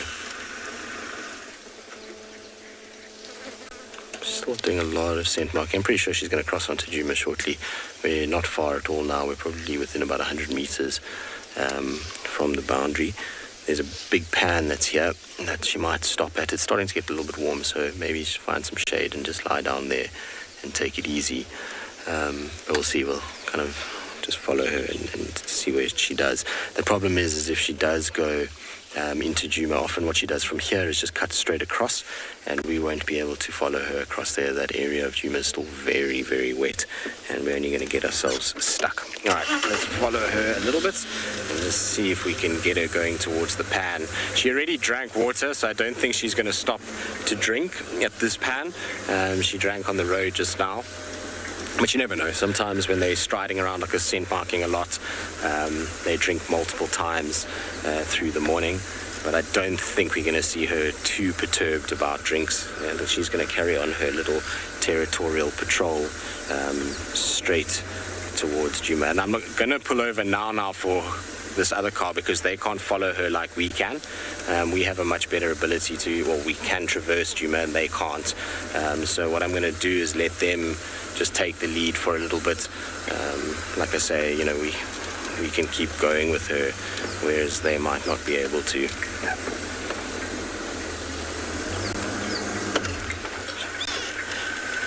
All right, we'll follow her for as long as we can. Hopefully she'll continue to make her way towards Djuma.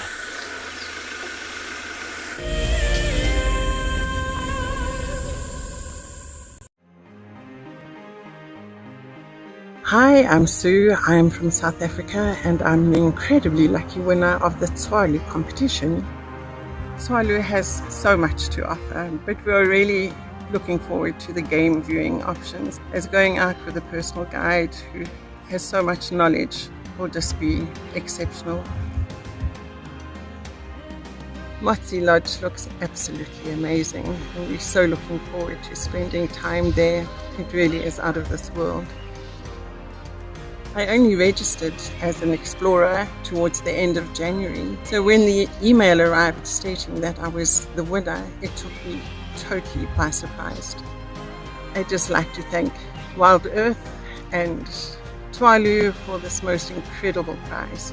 It really is a dream come true. WildEarth Explorers, it's in your nature. Riverbeds are a great way to find water and look for places where elephant have excavated hollows.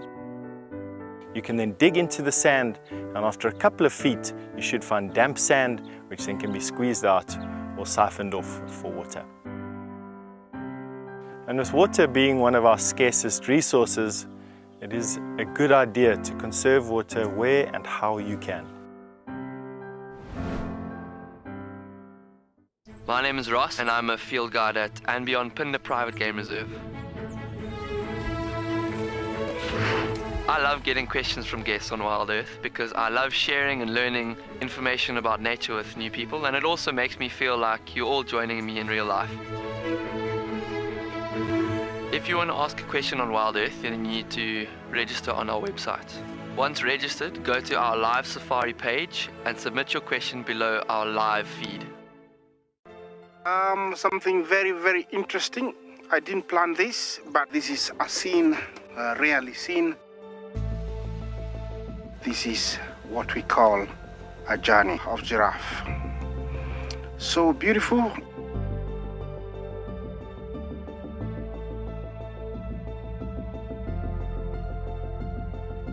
Tune into WildEarth every single day. It's in your nature.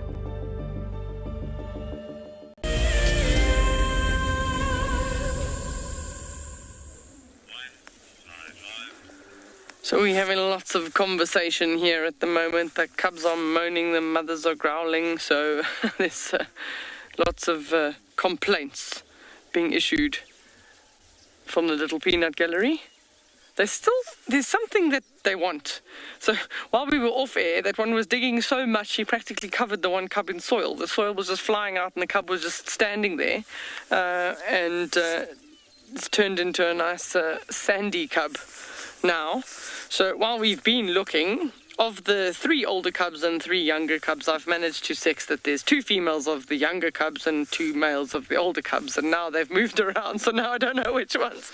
I've checked. So we'll have to attempt again. At least we know we've got 2 big boys and 2 little girls, and then the other 2 at this stage are unknown. But you have to do the exercise all over again because I don't know which ones I checked.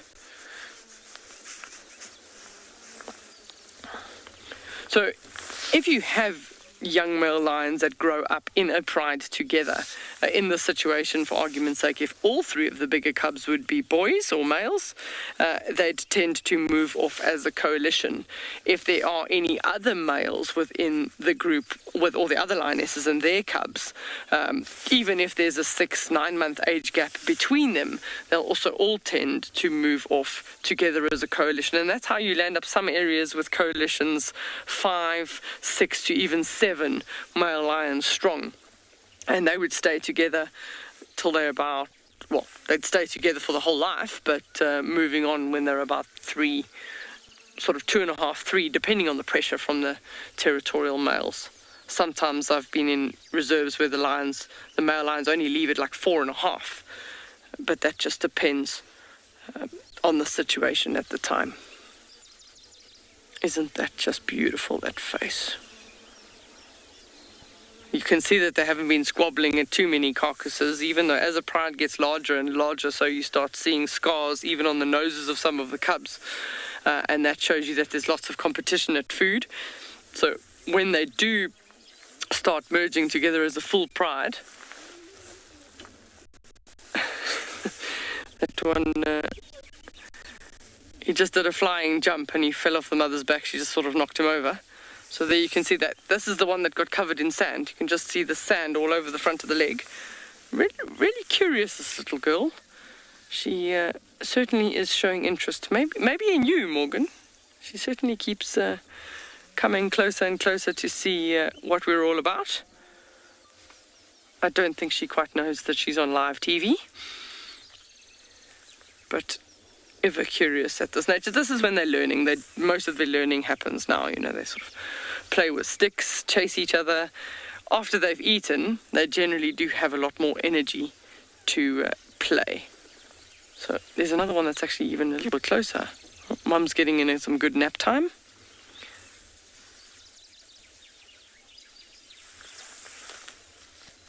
Oh, there we go. So we've got the 6 there. That's a male. So now we know 2 little females and 2 and a second. The third one in that litter is a male.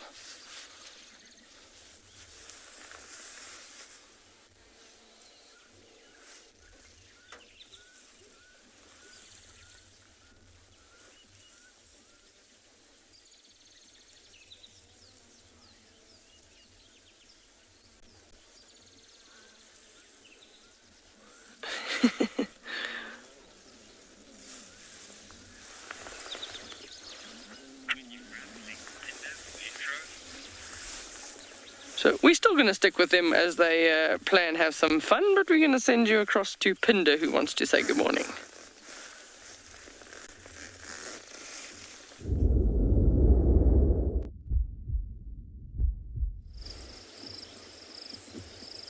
Good morning everyone, and welcome to andBeyond Phinda Private Game Reserve. I'm sorry it's taken us so long, but we started off the morning with another bout of rain, so we had to wait under some shelter, but we've come out and we've managed to find this ruminating giraffe. You can just see the mountains behind him, and you'll notice some of those clouds, those rain clouds that have now moved off, and the sun is coming through. It seems like the sun is winning the battle at the moment, because the clouds seem to be clearing up all around us. My name is Grant, and behind the camera we have Simon. And yeah, like I say, it's turning into quite a beautiful day. The clouds are all disappearing, and we are on the search for some more animals this morning. And we've got this big bull giraffe, and he hasn't moved other than his jaw and his tail since we got here. So he's just resting, busy re-chewing the cud.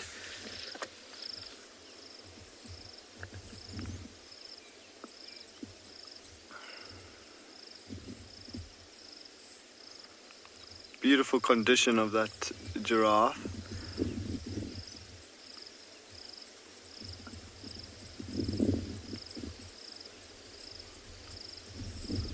And you'll see after he stops chewing, you might see the ball of food go down his throat.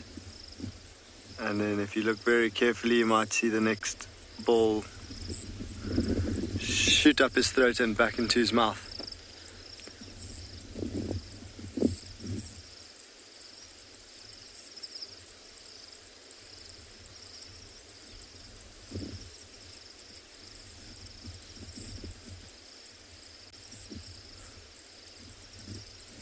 Some lovely birds flying around in this area as well. We've seen some rollers, seen some wax bills.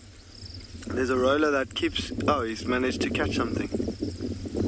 It's caught a little insect, the roller, on the dead tree next to the giraffe.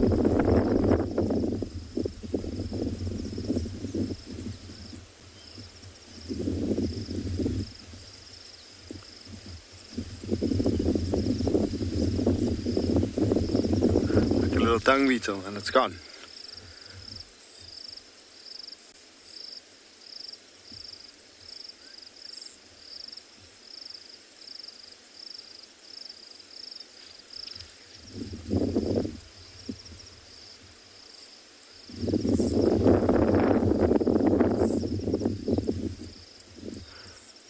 Very peaceful scene this morning, or scenes this morning.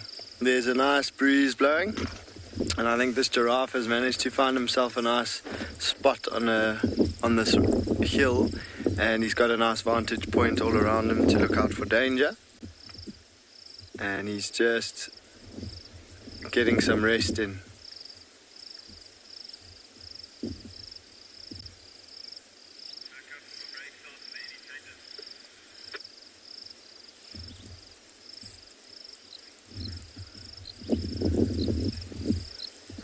Jason, yeah, that is one of the problems with the insectivorous birds. They have to make sure that the insect is dead before they swallow it. Otherwise, it will definitely cause a bit of trouble in their tummy.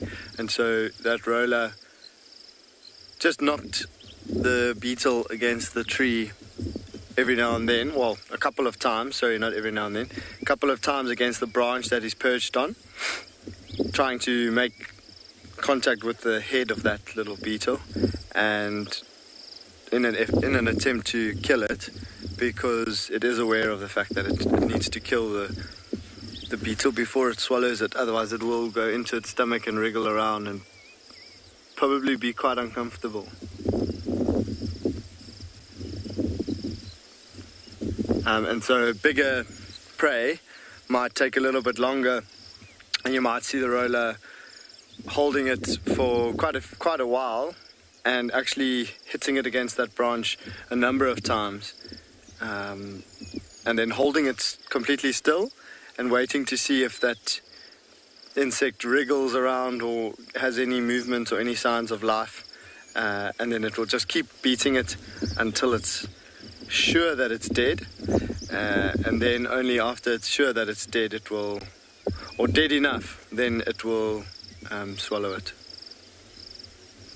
But yeah, it's lovely to have joined you this morning. Myself and Simon are going to carry on driving around and see what else we can find to show you this morning.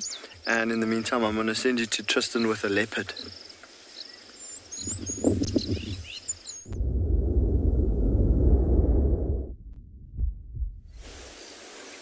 Well, Grant, we're also happy that you were able to get out and join us this morning.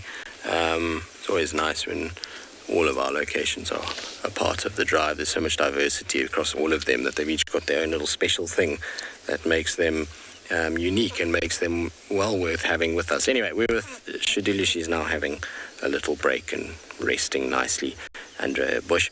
You can see she's starting to groom herself, and this is all preparation now to start to have a good nap. It's gotten a lot warmer, a lot quicker than I thought it would, and so I don't think that we're going to see her kind of moving around too much. She found this perfect little shady spot underneath a gori bush where she can just sit and rest. It's nice and dense and thick in here. No one's really going to bother her or even find her in amongst all of this. And if something like a prey animal does come past, she's got more than enough cover to be able to then grab it should she need to. There's also a nice kind of stand of gories that will be good all day long, so it doesn't matter where the sun moves, she's going to have really decent shade from now until this afternoon. Of course, there is one blade of grass. There always has to be one blade of grass. David, I'm going to move you forward slightly just to get rid of that blade of grass so that you don't have to deal with it in front of her face. I think if we go slightly forward, David will have a much clearer view. Isn't that better? Much better. We don't have that long blade kind of hanging out. But she's just inside Djuma now. So she crossed over onto our side, which is nice. I suspect that we're going to find this afternoon or evening she's going to make her way back towards quarantine, very similar to what we saw 2 nights ago when she was fighting with Lalamba. She's going to do a very similar kind of route she normally does. I was interested to see which way she was going to go, and if it hadn't have been for some impalas, it might have been a very interesting morning, because she was moving north up Triple M, which would have taken her to pretty close to where Kara is. Kara, she might have even been able to pick up a scent or have kind of figured out that there was something going on, and maybe she would have walked towards that kill. So I'm intrigued to see from now until this afternoon what's going to happen, whether she's going to go southwards towards quarantine, which is what I expect, or if she's going to somehow catch a scent and start moving northwards towards Sydney's Dam and then to where Kara is. We know that even if she does head up towards Kara, even though she's mom, those two have fought before. Lauren had it with them fighting, and there has been another instance of mom and daughter fighting, and that's commonplace when a daughter leaves their mother or their mother evicts the daughter. Once that bond is separated and mother's no longer caring for daughter, and in this case Shadulu's already had another set of cubs since then that she lost, when you have that situation, they then become competition and no longer offspring. And you'll find that the females, the mothers, can often be quite aggressive to their daughters initially, and then as the mothers get older and the daughters go into the primes of their lives, sometimes the daughters then will bully mom back later. But the actually kind of relationship is completely different as soon as they have separated and the mom has had new cubs. There really is no sort of allegiance or tie to one another. At that point, you're going to find that they're going to end up being pretty sort of grumpy towards each other. All right, our leopard has passed out, and I'm not surprised how far she's walked. So we'll just sit with her for a while. It's a beautiful morning, and, well, there's lots to discuss leopard-wise. In the meantime, let's send you to some playful lines in Tswalu.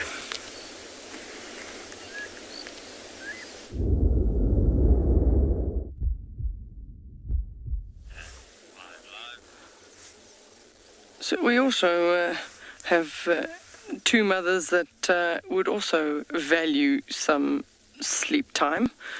She's certainly trying, but having 6 cubs between the 2 of them and 3 little naughty ones, and this is another naughty one. They're coming to explore the Land Rover tyres. I see you. You're not allowed to come closer.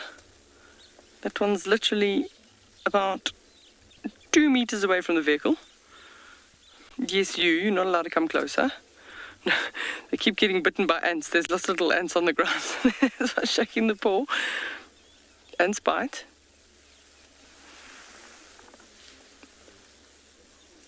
But just the absolute curiosity. So one of the older cubs grabbed a stick earlier, and that's become the point of interest for some of them. So they've gone off a little bit further to the right around the bushes after the older one that's trying to play with the stick. You can just see sort of movement in the grass. Of course, as soon as somebody's got something, everybody else wants it.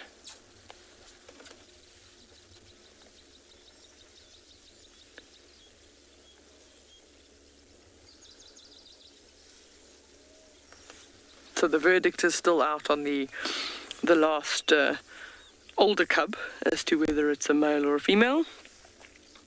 But the little ones, 2 females, 1 male. But I think there's the one young female, one of the small females is definitely by far the boldest female. She's the one that's come out and getting up to the most mischief, I would say, this morning.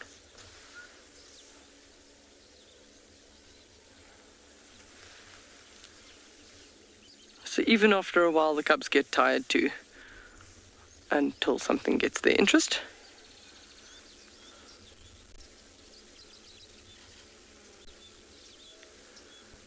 So they're likely to spend most of the day here now because of the fact that they've eaten.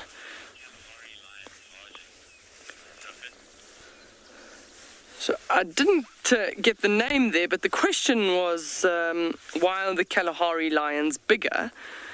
It's a couple of reasons. One of them is dealing with the harsher temperatures of the environment and also moving in areas where the sand is much thicker. They've just, it's sort of energy to body surface ratio is one of the reasons, but also the distances and the terrain that they have to travel over is a lot harder. You know, they're moving through thick sand, so their feet almost tend to be bigger. Their whole body, their chest area and their head area is bigger. And Kalahari lions are almost 5% larger than other lions. So being slightly bigger it does allow them to be partially more successful. So that one's been begging for milk. So they're at the 3.5 months old. They're already being weaned. So there's still possibly some milk. So you might see an interesting reaction here, is that she might appease the cub for a short time frame, but they've also got sharp teeth. So sometimes that back foot comes out and just sort of over the top of their head and pushes them off. But she may allow them to suckle for a little bit, but possibly not unless, if the older cubs come, she'll definitely won't allow that. Oh, hear all that complaining. So she started to growl, which...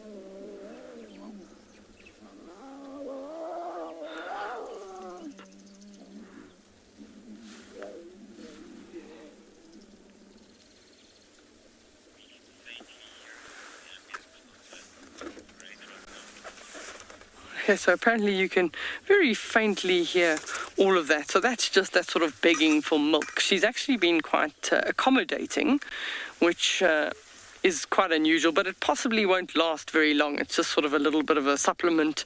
Her milk would be at the point where it would be starting to run out, so it is drying up, but sometimes it's a comfort thing, and then she's had enough of the suckling and she'll stand up or she'll roll onto her belly to prevent them from suckling further. But she's certainly one that, the last one that was complaining the most, she sort of rolled over so that it had access to a teat, and now there seems to be no more growling and complaining from the cub that couldn't get in there.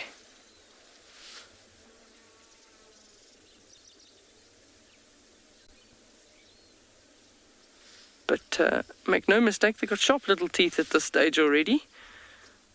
So that's why I say it generally doesn't tend to last very long.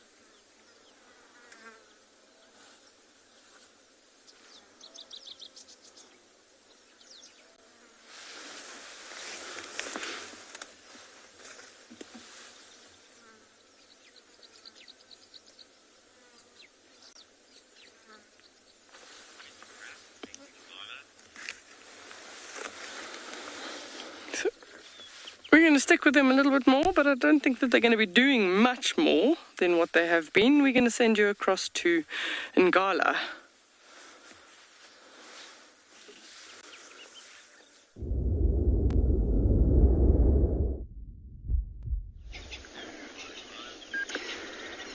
And we have been watching these hippos also doing pretty much what they're doing now.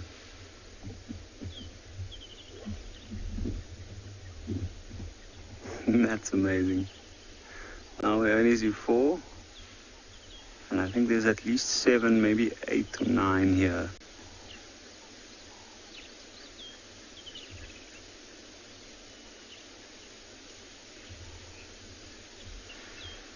Now every time you see the hippos go down like that, each individual can keep its breath for a few minutes, 4, maybe up to 6 minutes, so it's difficult often to gauge exactly how many hippos you're looking at and what the makeup of the pod is that you are busy looking at.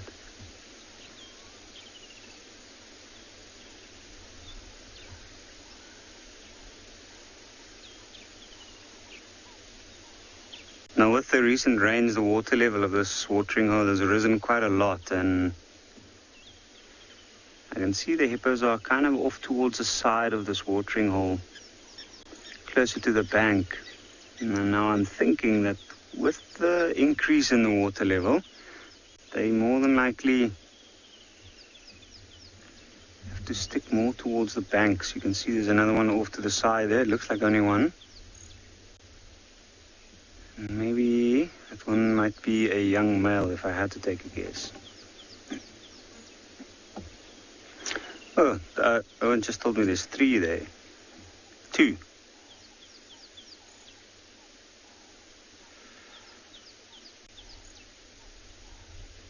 We found not long ago actually on our way here, we had a hippo on its own out of the water, and it was moving into quite a dense area, so unfortunately we couldn't keep up with it.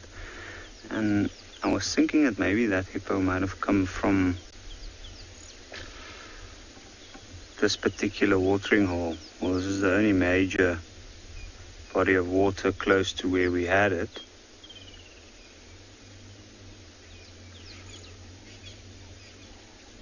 And there's a good chance that maybe a big bull hippo in this watering hole made that one not want to come back after the night's feeding.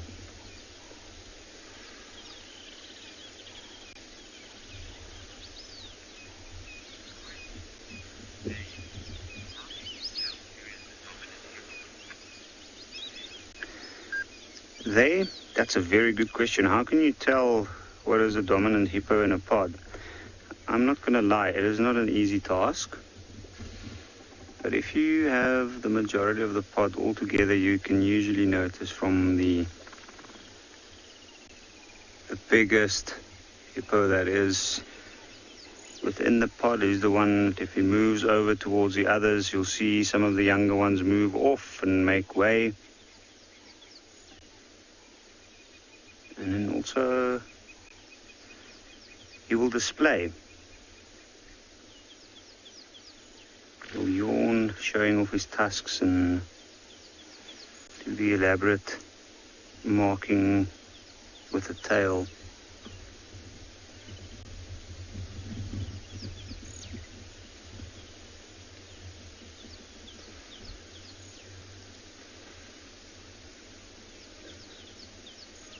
And then we also have some white-faced whistling ducks. There's quite a few. But not too long ago, we didn't see here at all.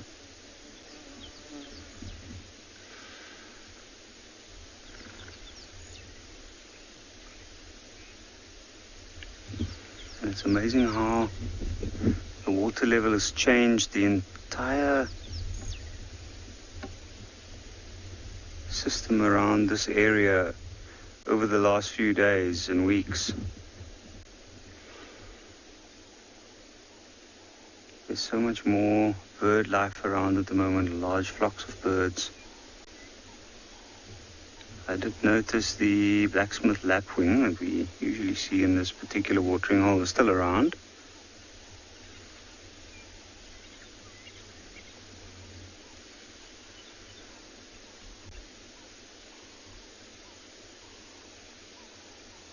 I can't help but wonder, those two, the other two hippos that separated from the pod, whether they might have come in afterwards and maybe they're not part of this pod.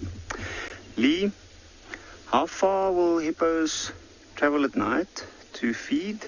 They do travel quite a considerable distance. It's difficult to put a specific distance to that because it depends on the hippo and it also depends on the weather to a great extent, what time of year it is. I think with all the water around at the moment, they're not as much driven by the instinct to get back to a large body of water in the morning. They can pretty much sometimes spend their day out in pools in nearby areas, so that means that they can travel quite a bit. Well, that we had tracks of a hippo, which might have even been the same one that we saw earlier, which is the crow flies from here, maybe at least 3 or 4 kilometers. And when we had that tracks, it was still moving away from this particular side of the reserve. So I don't know, it could have traveled quite far, maybe up to 6 kilometers or more. Also so much food around at the moment. There's literally grass everywhere. I have never seen the reserve this green before.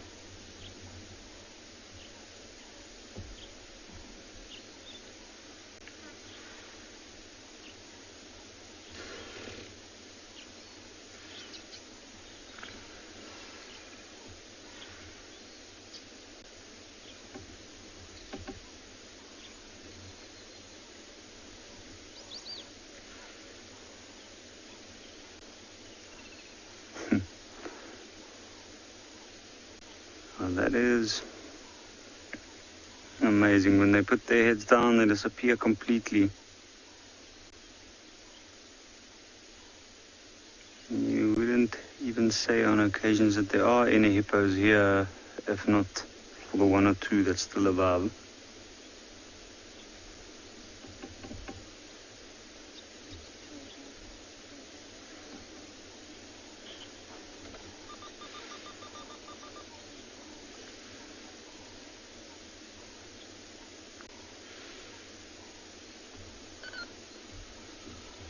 I can see it looks like there's a younger hippo within that group, and I know not too long ago we had a tiny hippo here, which was a baby. I think it's been growing quite quickly. But I think while we sit here and hope that something might come down, we are gonna go over to Tristan with his leopard.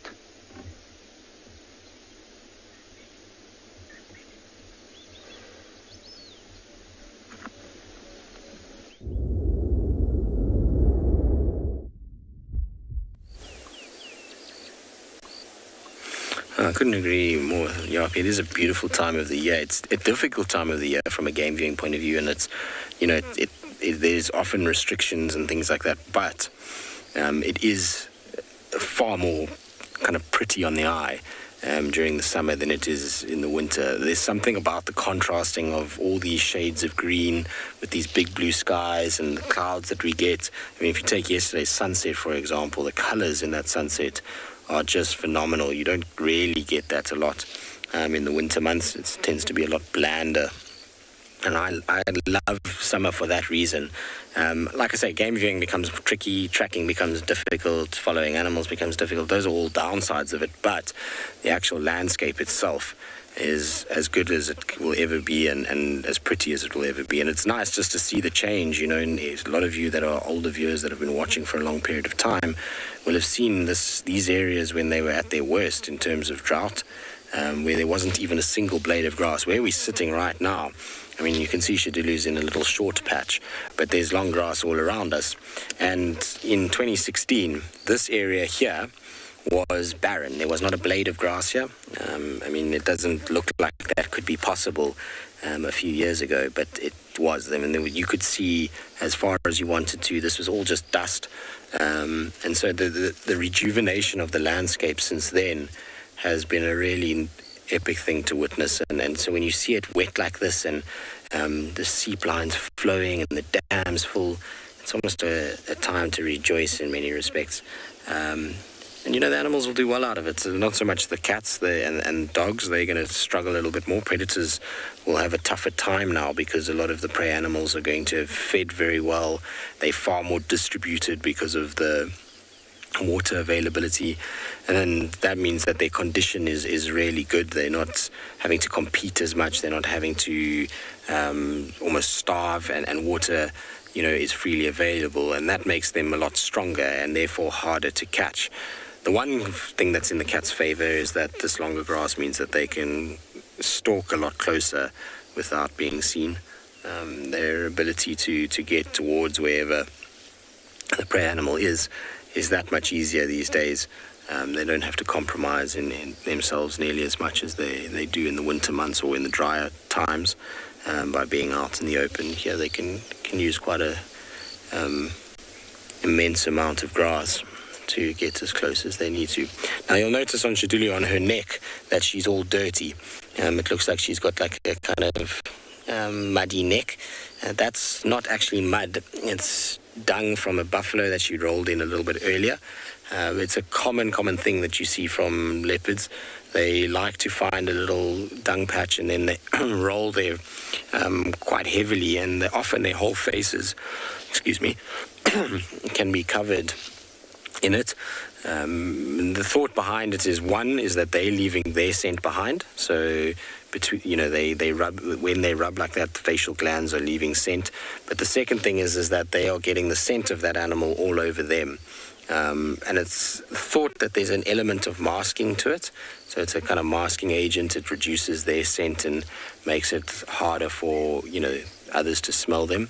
I'm not 100% sure if that is what happens. Maybe they just kind of enjoy it, but that's the theory behind it, is masking their scent when they're walking. and making it harder for animals to pick them up on the wind. But she is out cold. Like I said, I'm not surprised she's as sleepy as she is. If I show you how far she walks, you can think about, if some of you will have maps and will know this, but she's walked basically from Samambili Lodge all the way to Djuma. That distance is probably, I would say, about 7 kilometers. And that was in the space of about 2 hours that she managed to do that, an hour and a half that she walked those 7 Ks, which is fast for a leopard. It seemed like she was just on a scent marking mission. She literally just got onto one road and just walked straight east on that road the whole morning, and then sort of cut off a little bit towards the end and has now settled down. So maybe her encounter with Kalamba and all these newer cats that are around in the form of these young males is maybe just driving her to start scent marking a little bit more. We know that she has mated, so it's not a... I suppose she could be attracting a mate again if the mating wasn't successful, but she mated fairly recently. Just after New Year's, she was mating with Tortoise Pan. And so she might also even be starting to be pregnant. We just don't see it yet. That could also be a possibility, which is why she's roaming wide and marking heavily. It's something that you will see from leopards when they are pregnant, is that they start to go on these massive territorial patrols almost daily, and they set up these very strong scent boundaries where they'll urinate everywhere that they can in order to just keep others at bay for a while they are restricted to a certain area when they give birth to cubs. So the intensity of those walks gets more and more as they get closer to giving birth. They start to really kind of set up the boundaries as much as possible. So it could be that she's starting to feel like she needs to do. But I suspect it's more along the lines that there's quite a number of cats around, and she's just making sure that everybody understands that she is dominant in a certain section. If you think about the competition that she's facing at the moment, just where she is right now, to her north is Kara, Luna, and then to her east is Kalamba, Tandi, Sibui, Kuchava, and then, further east of that is Nkanyeni and Monzo. So there's that kind of side, but then on her western side, she's got Inzutini, Tiani, Moya, and last night, a leopard called Shinzele, which is a female. She was seen yesterday on the sort of southern side of Shaduli's territory. So she's absolutely surrounded by females at the moment, and most of the females that I've just named, with the exception of Tandi, are fairly young individuals, in fact very young individuals. They're all kind of first litter of cubs or younger.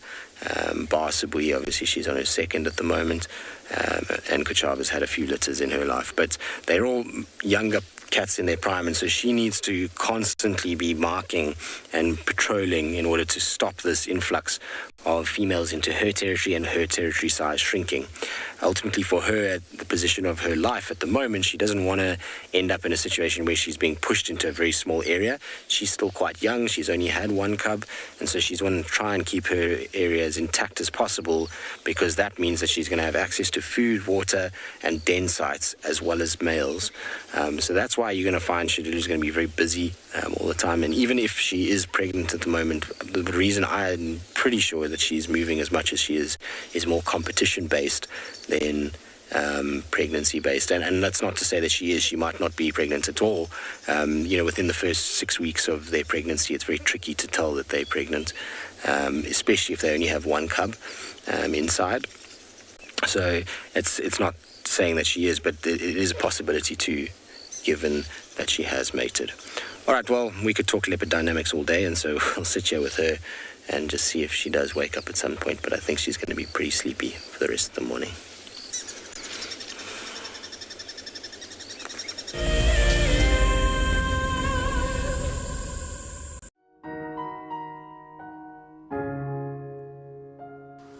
As many of you know by now, one of our beloved leopard characters, Hukumuri, recently passed away. I would like to invite you to join me on Saturday the 20th of February as I take an intimate look into his life and pay tribute to the incredible cat that he was. I'm looking forward to seeing you around the fire at 7:30 p.m. Central African Time.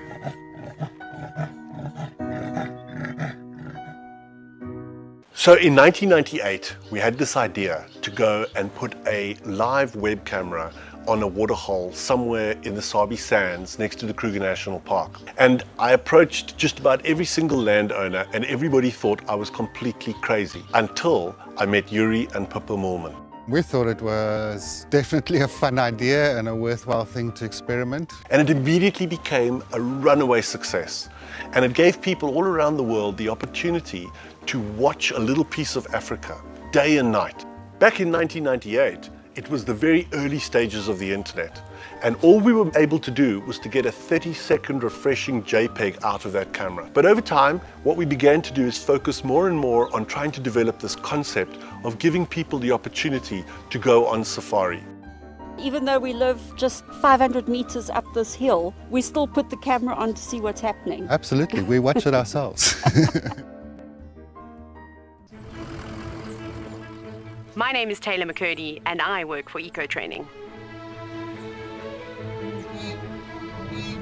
I love hearing from all of the viewers. However, I particularly enjoy those of you who have been watching for a few years. Your questions are just so advanced and they really get me thinking. If you'd like to ask a question on WildEarth, you need to register on our website. Once you've done that, head to the live safari page and submit your questions below the live feed. This is a battle of two great carnivores of the African wilderness. Whew. Whoa! You don't want to be under those jaws. Definitely, this round goes to the lion. Look at that. Fantastic. Expect the unexpected here on WildEarth Day.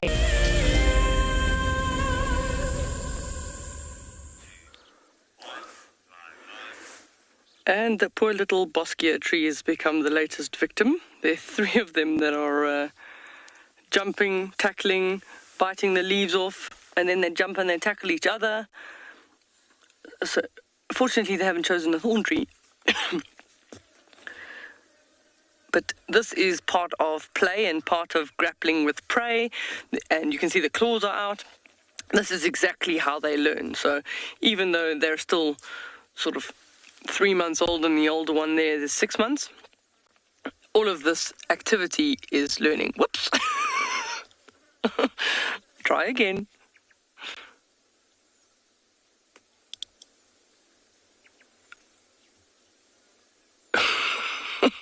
You can't but not laugh at them playing silly antics this morning.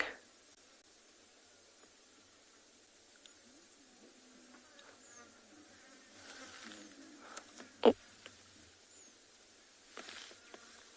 Oops.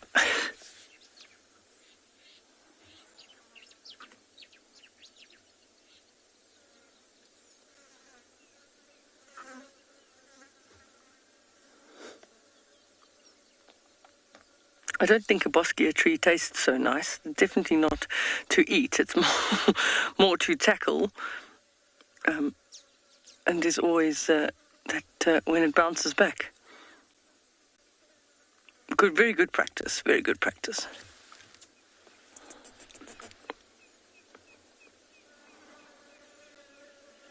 Yeah, that's exactly it. He's saying it doesn't taste so nice.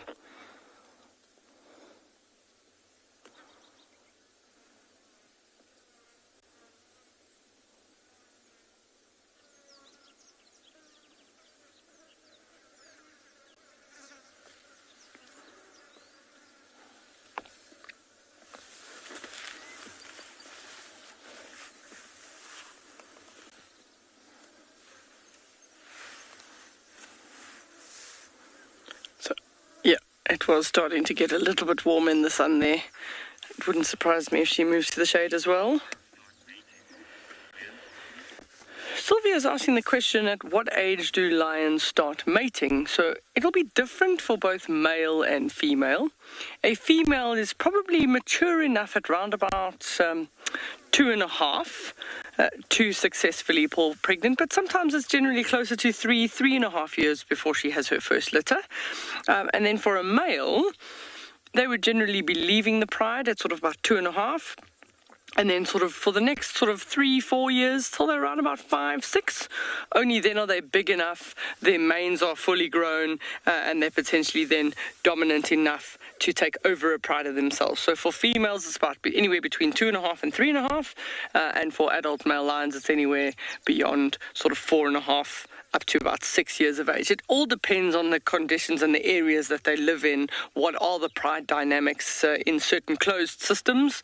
That would also dictate as to whether a younger male would be successful versus an older male. In really, really large open systems where you've got a lot of lions and there's a lot of competition, then the males tend to only get breeding opportunities when they're slightly older. And then for a male, about 6, maybe if he's lucky to hold a pride till he's about 10, but then when they're starting to get 10, generally there's much younger, stronger males that are able to push them out. So that breeding window for males is relatively short, whereas a lioness living anywhere up to about 16, 17 years, when she's 2.5, 3.5 years old, she'll have cubs pretty much on average every 2 years.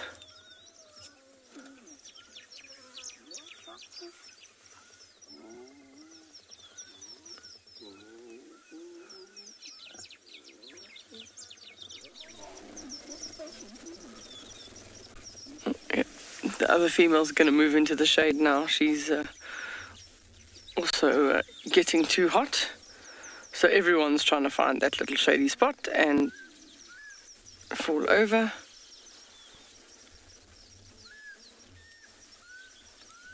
So you can just see how quickly how camouflage can work for them. Slight dappled shade, and then they suddenly disappear. But when the sun is shining directly on them, nice and easy to see. So really lucky tracking for us this morning. We didn't have to work excessively hard, considering they walked straight down the road.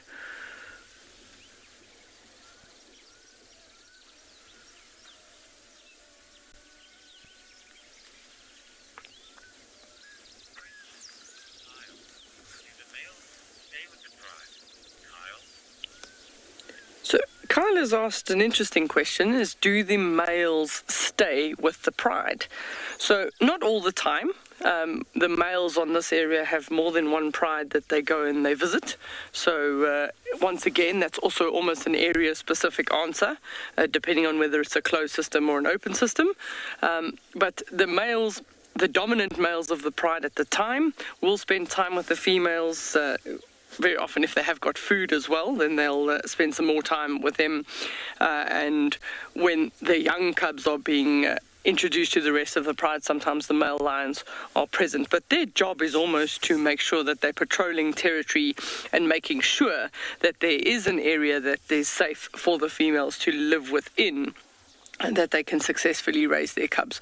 So lately, with having a lot of rain, as soon as you have rain, all those fresh scent marks are washed away. Then the male lions have got to go and get busy and start remarking those territorial areas. So we have the male lions we have here move between both prides at this stage. But in other systems, they can either have one pride or 2-3 prides, and then they move between those. And sometimes when they're on their own, they also successfully can sort of catch food for themselves, sometimes chase leopards or food, and then they don't worry about whether the lionesses are nearby or not. They'll just finish that for themselves.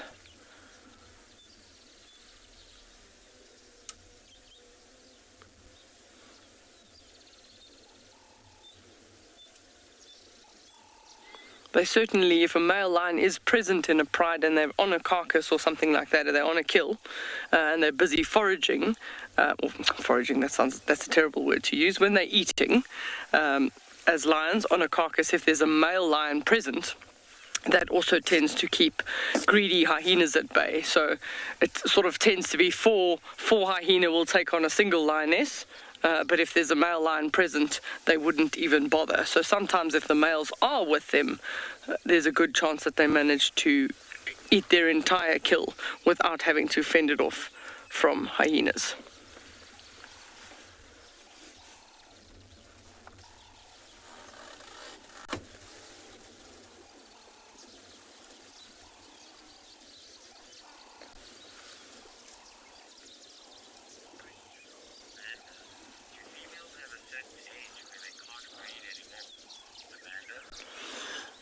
Amanda has asked the question, do females have a certain age where they can't breed anymore? If they're in good body condition, even at sort of 15 or 16 years old, they can still produce cubs. Whether they successfully raise their last set of cubs all the way to adulthood is another question, but that would depend on their own success. It starts getting harder and harder. Generally, their teeth are chipped. Some of them are broken. They're not necessarily, they'd be good hunters, but they wouldn't be very good living on their own. And that's the challenge. Once the lioness has chosen a den site and she gives birth to the cubs in a den for about a month, she stays away from the rest of the pride and she hunts. She sort of looks after herself, and then when the cubs are coming out to food, sort of the first 6 weeks, often she's on her own with those cubs. The older the lioness, the harder that would be if she's not necessarily got her full use of her teeth and she still relies on the rest of the pride to feed her. That would be a challenge. So you probably find maybe their last set sort of around 14, 15.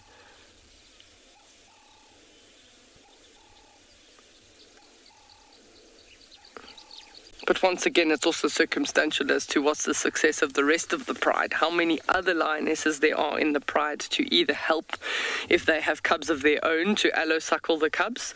So they will share sort of the milk amongst the cubs in an environment. So that could help an older adult female. But yeah, once she starts getting a little bit older, sometimes she starts actually getting left behind. She can't keep up with the pride anymore. So lionesses do tend to die of old age around about 16, 17 years of age.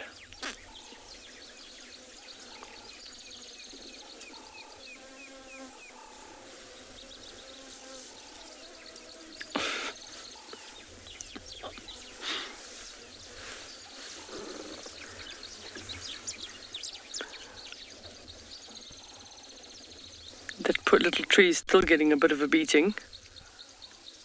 But there's one younger cub and one older cub there, so the older cub was being a little bit of a bully.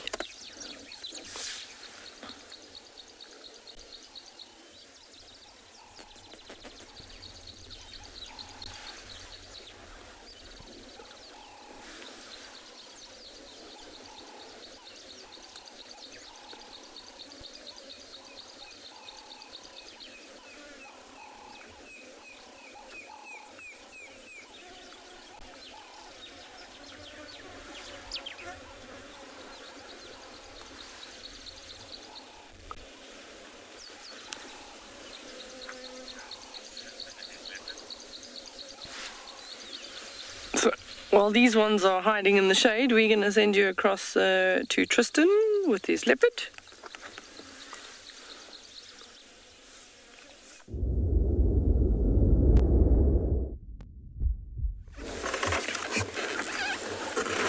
Well, talking about shade, Shadulu is doing the same, and we are being absolutely punished by not being in the shade.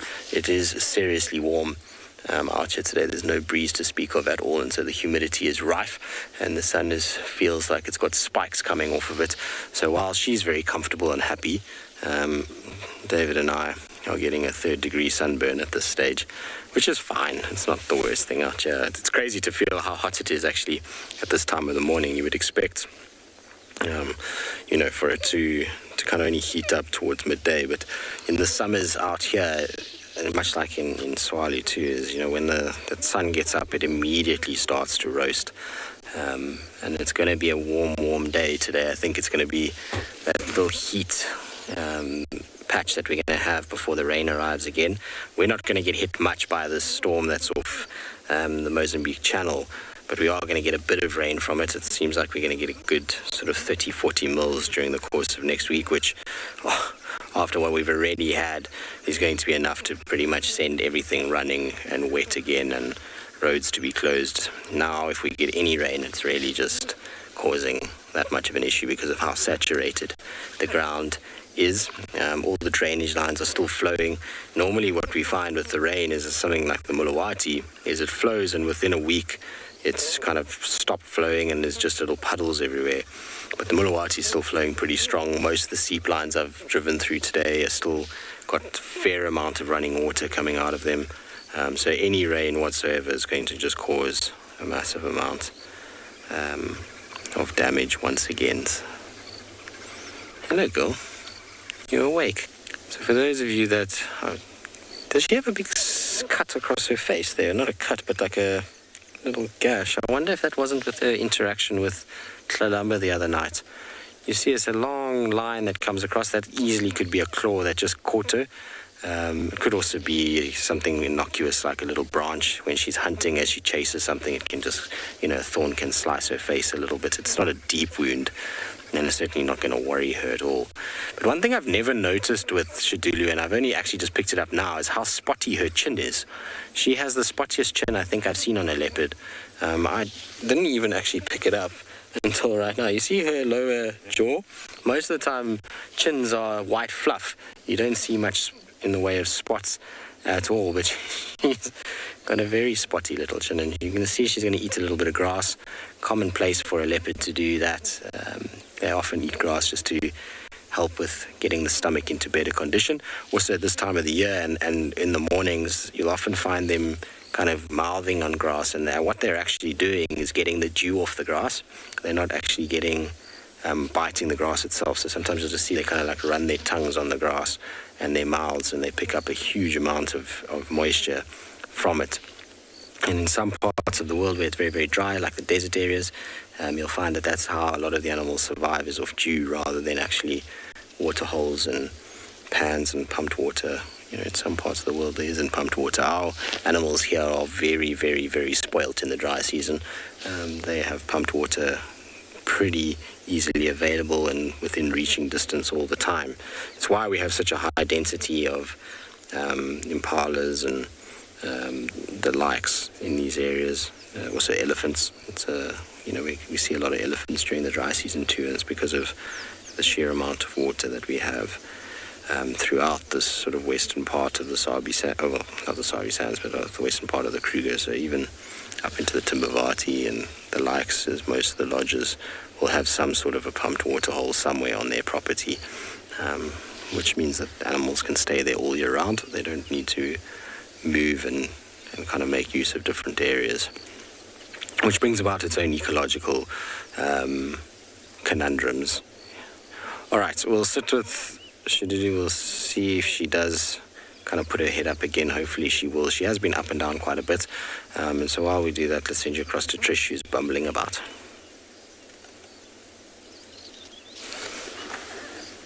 That reminds me.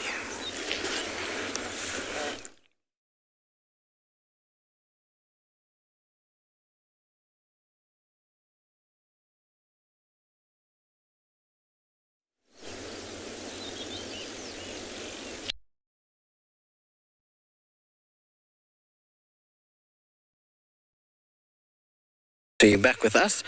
Sometimes these things happen out here. I was just talking about all the rain and things like that, and part of the rain means that we unfortunately do get a few issues. It amazes me all the time that we're able to do what we do from all these wilderness areas. It seems so kind of crazy that we can kind of speak to you guys in real time and you can interact with us. It's a pretty incredible thing in many ways, and the equipment that is used goes under some serious strain. Not many things are designed to be bounced around on dirt roads and put through rain and dust and all the other factors that get heat from the sun. So it's incredible when you see how this equipment actually handles all of this.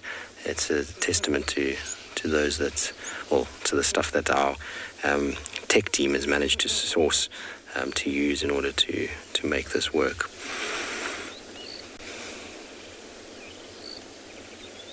It's good, though, that we're seeing Shidulu a lot more on this western side. We were just chatting about it now. I wonder how often she's sitting like this, and we have absolutely no idea. I mean, she is really not far from the road at the moment, but the chance of finding her here is almost zero from the road. The track, I was looking where she crossed the road, is near invisible. And then from there, the grass is so long that you just wouldn't spot her until you were right on top of her. Even if you were hypothetically tracking and you'd got onto the right track, you would have to get within 15 meters of her before you'll spot her. That's how long the grass is from a sort of walking point of view.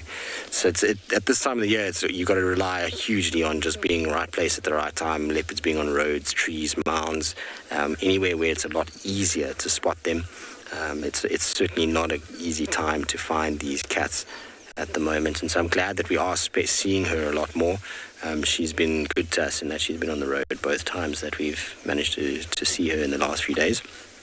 And it's quite typical, well, quite interesting, is because there's a pattern of behavior that's developed from Shadulu. If you rewind a few months ago, before she had her last set of cubs, we went through a period where Shadulu was a very constant part of the Djuma landscape. At one point we were seeing Shadulu, Kalamba, and Tandi all kind of in the center parts of Djuma, and they were all kind of competing there, and we were seeing Shadulu almost every second day. She then had cubs and we didn't see much of her, but now that she doesn't have the cubs and she's back to patrolling, the increase in Shadulu sightings seems to be happening once more, which is good. All right, we'll sit with her. In the meantime, off you go back to Deirdre in Tswalu Kalahari.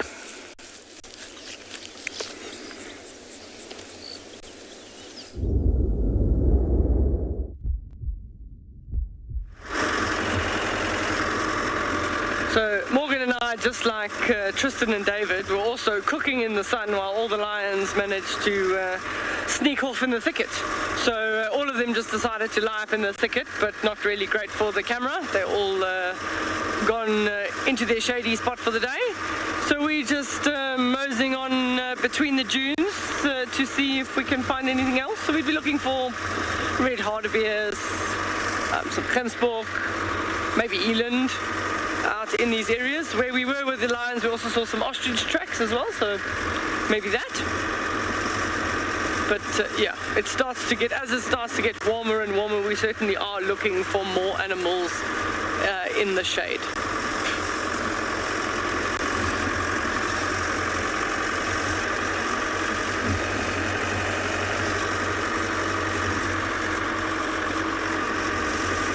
So just a nice red Kalahari sand. Brad is asking which migrant birds do we have on Tswalu. So sort of off the top of my head, there's quite a few cuckoos. We've got the Jacobin cuckoo and the Dedrick's cuckoo that are here at the moment. We've been seeing an Abdom stork, which is an intra-African non-breeding migrant. And then we do, depending on how much water levels we've got, you get a lot of little waders come in, sort of curlews and whimbrels and some really strange water birds that you wouldn't expect to find in the Kalahari. They come in literally sort of almost on a stopover more than anything else. And then the swallows, some of the swallow species, the barn swallows, they'll start thinking about heading back soon. As soon as you have this increase in or decrease in temperature and the length of day and night starts getting shorter, the length of your daytime starts getting shorter and your morning temperatures are getting cooler, the migratory birds are certainly starting to gather to start heading back north. But the birding in this area, being sort of an arid area, tends to only be about 270 species. So some of them are resident and adapted to living in this environment, and then a small portion of them would be the migrants that come and go. So warblers, they tend to be migrants as well. Oh, it sounds like Phinda's got some buffalo for you.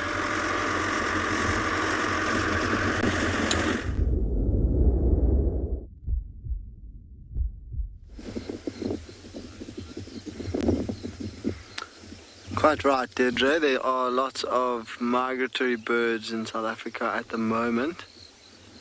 And there's a European roller flying around this herd of buffalo as well. But just a perfect example of the grass that I was talking about for those of you that were with us yesterday. Look at how long the grass is. These buffaloes are almost covered by the grass.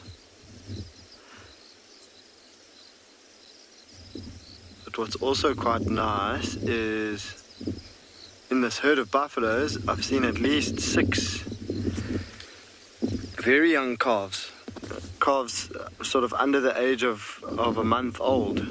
They're still very, very light brown in color. That group right at the back, Simon, you see the furthest ones away from us. You'll see that there's three little calves in amongst that group. And then there's a few more spread out throughout this herd.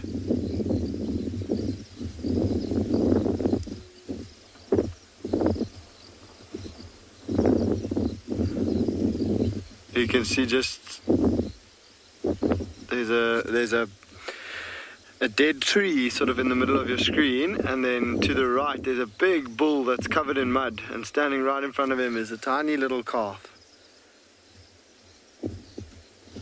And then in front of that is another calf standing just behind its mom.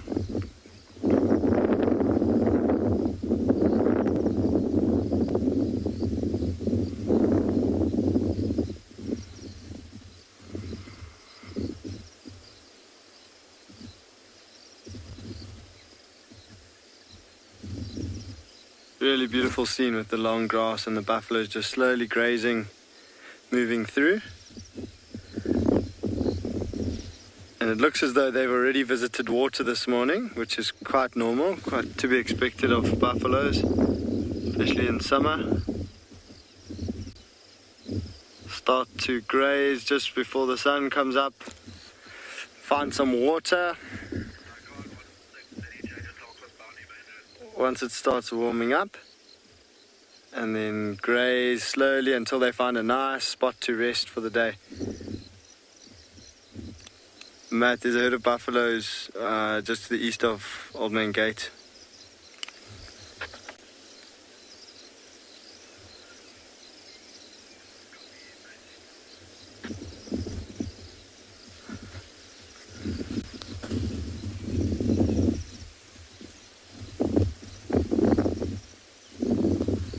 So the general direction of these buffaloes is more or less up towards us, slightly at a 45-degree angle to us, just like sort of missing us.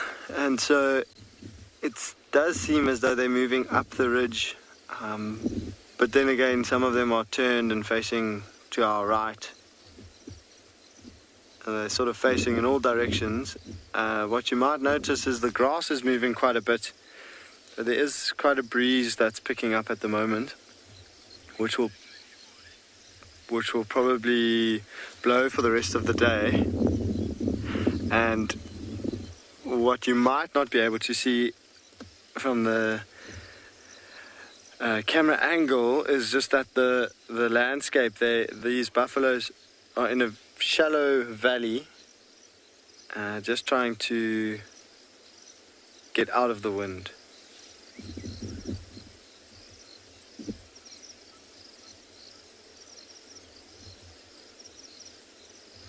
And so down in the dip there, the wind will be a lot less than up on the top.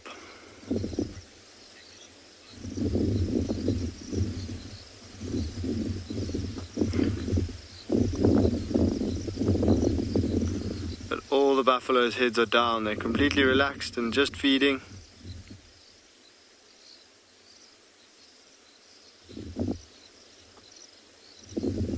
And we are upwind of them, but I think we're at the moment far enough away that they're not really fazed by us. If we were a little bit closer, we might see a few of the older cows, maybe one or two of the bulls looking up at us, keeping an eye on us.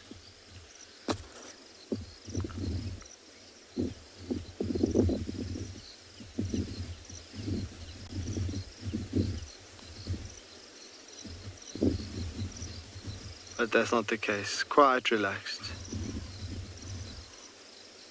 Can you see those two zebras, Simon? If you come down from them, there's a buffalo and her calf is actually suckling. She's drinking milk from behind mom.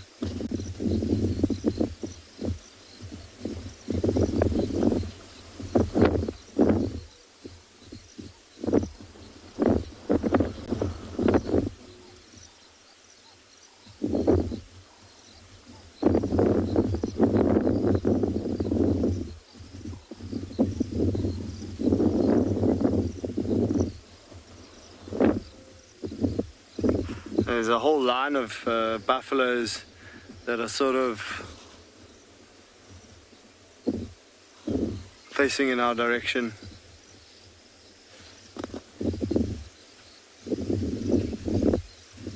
Slowly feeding up the hill towards us.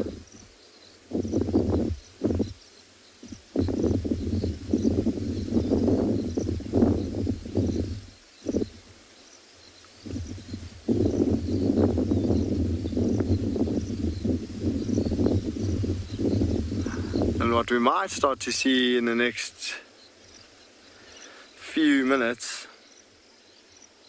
maybe within the next hour, is these buffaloes starting to look for some shade.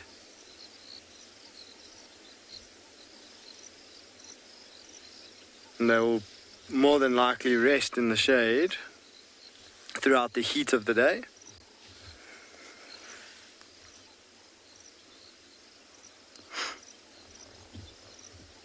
And then once it starts cooling down into this afternoon, the buffaloes will get up again, move to some water, and graze along the way. So I think we are going to leave these buffaloes to themselves and see what else we can find.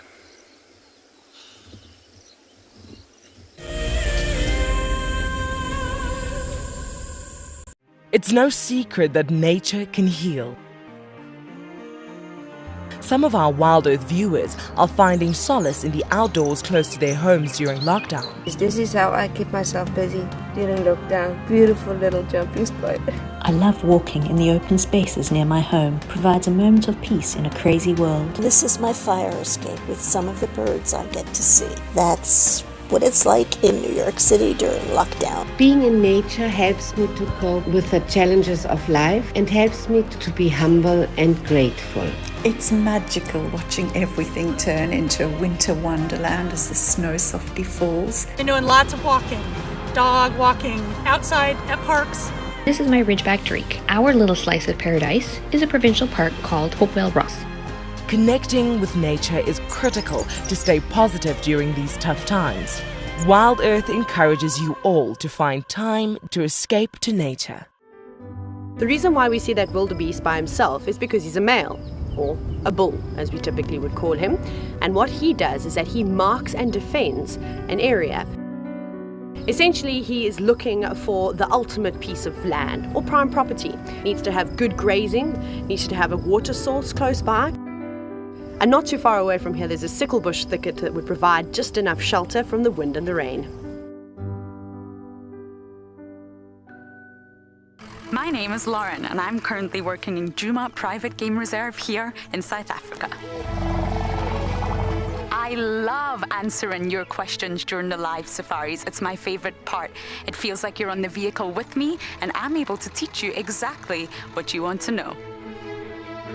If you want to ask a question on WildEarth, then you need to register on our website.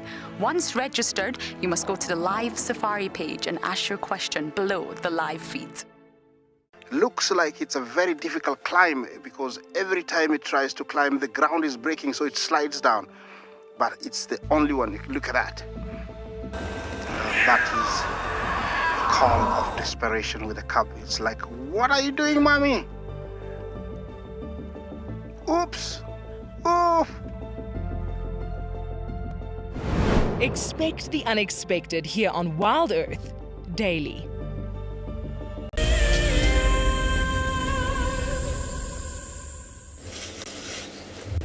It seems that we just missed out on this little group of elephants having a swim at Buffelshoek Dam. We're quite close to the dam. It's just on the other side of them. But after a good swim, they need a good dust bath so they can get nice and muddy. Listen to them rubbing up against each other.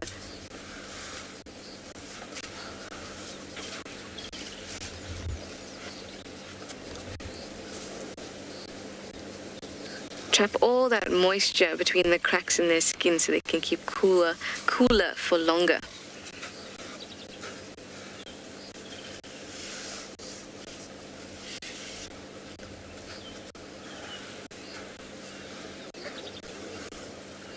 It's amazing to watch them actually loosen the soil with their feet and then pick it up with their trunk and toss it on top of them. Behavior like this tells me it's going to be a hot day. Oh, we now have some elephants behind us, looking at us, wondering how we ended up part of the herd in front of them. We look a little bit funny. We don't have a trunk. Let's see if they come past. Seems like they've just stopped to eat, though. Oh, we have somebody's on the floor. Somebody's on the floor, everyone. I just see a foot sticking out. Well, you know, if you're an inexperienced elephant, that's the best way to get sand onto you, isn't it? Just fall down into it. Don't complicate things with a trunk.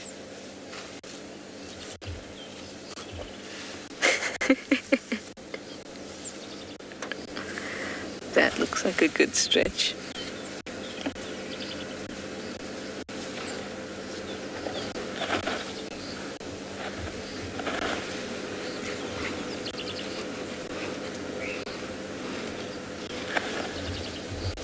Just keeping an eye out on the elephants that are approaching us from behind now.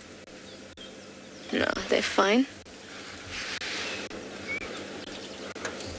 Well, I think this is a great way to end off another spectacular safari with you all. With the biggest mammal we get to see out here in the bush. Biggest mammal on land altogether. The African elephant.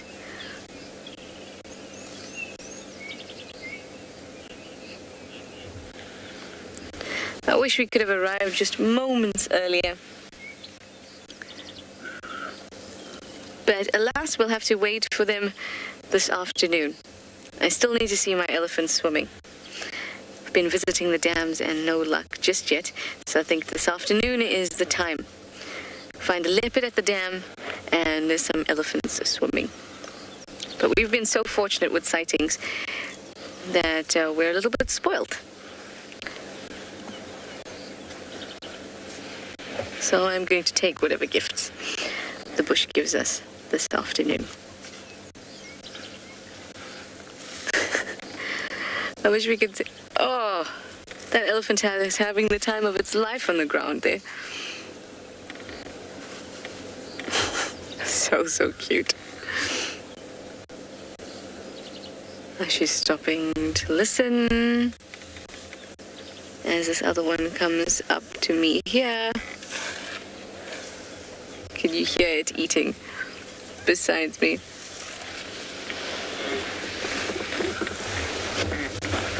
There we go.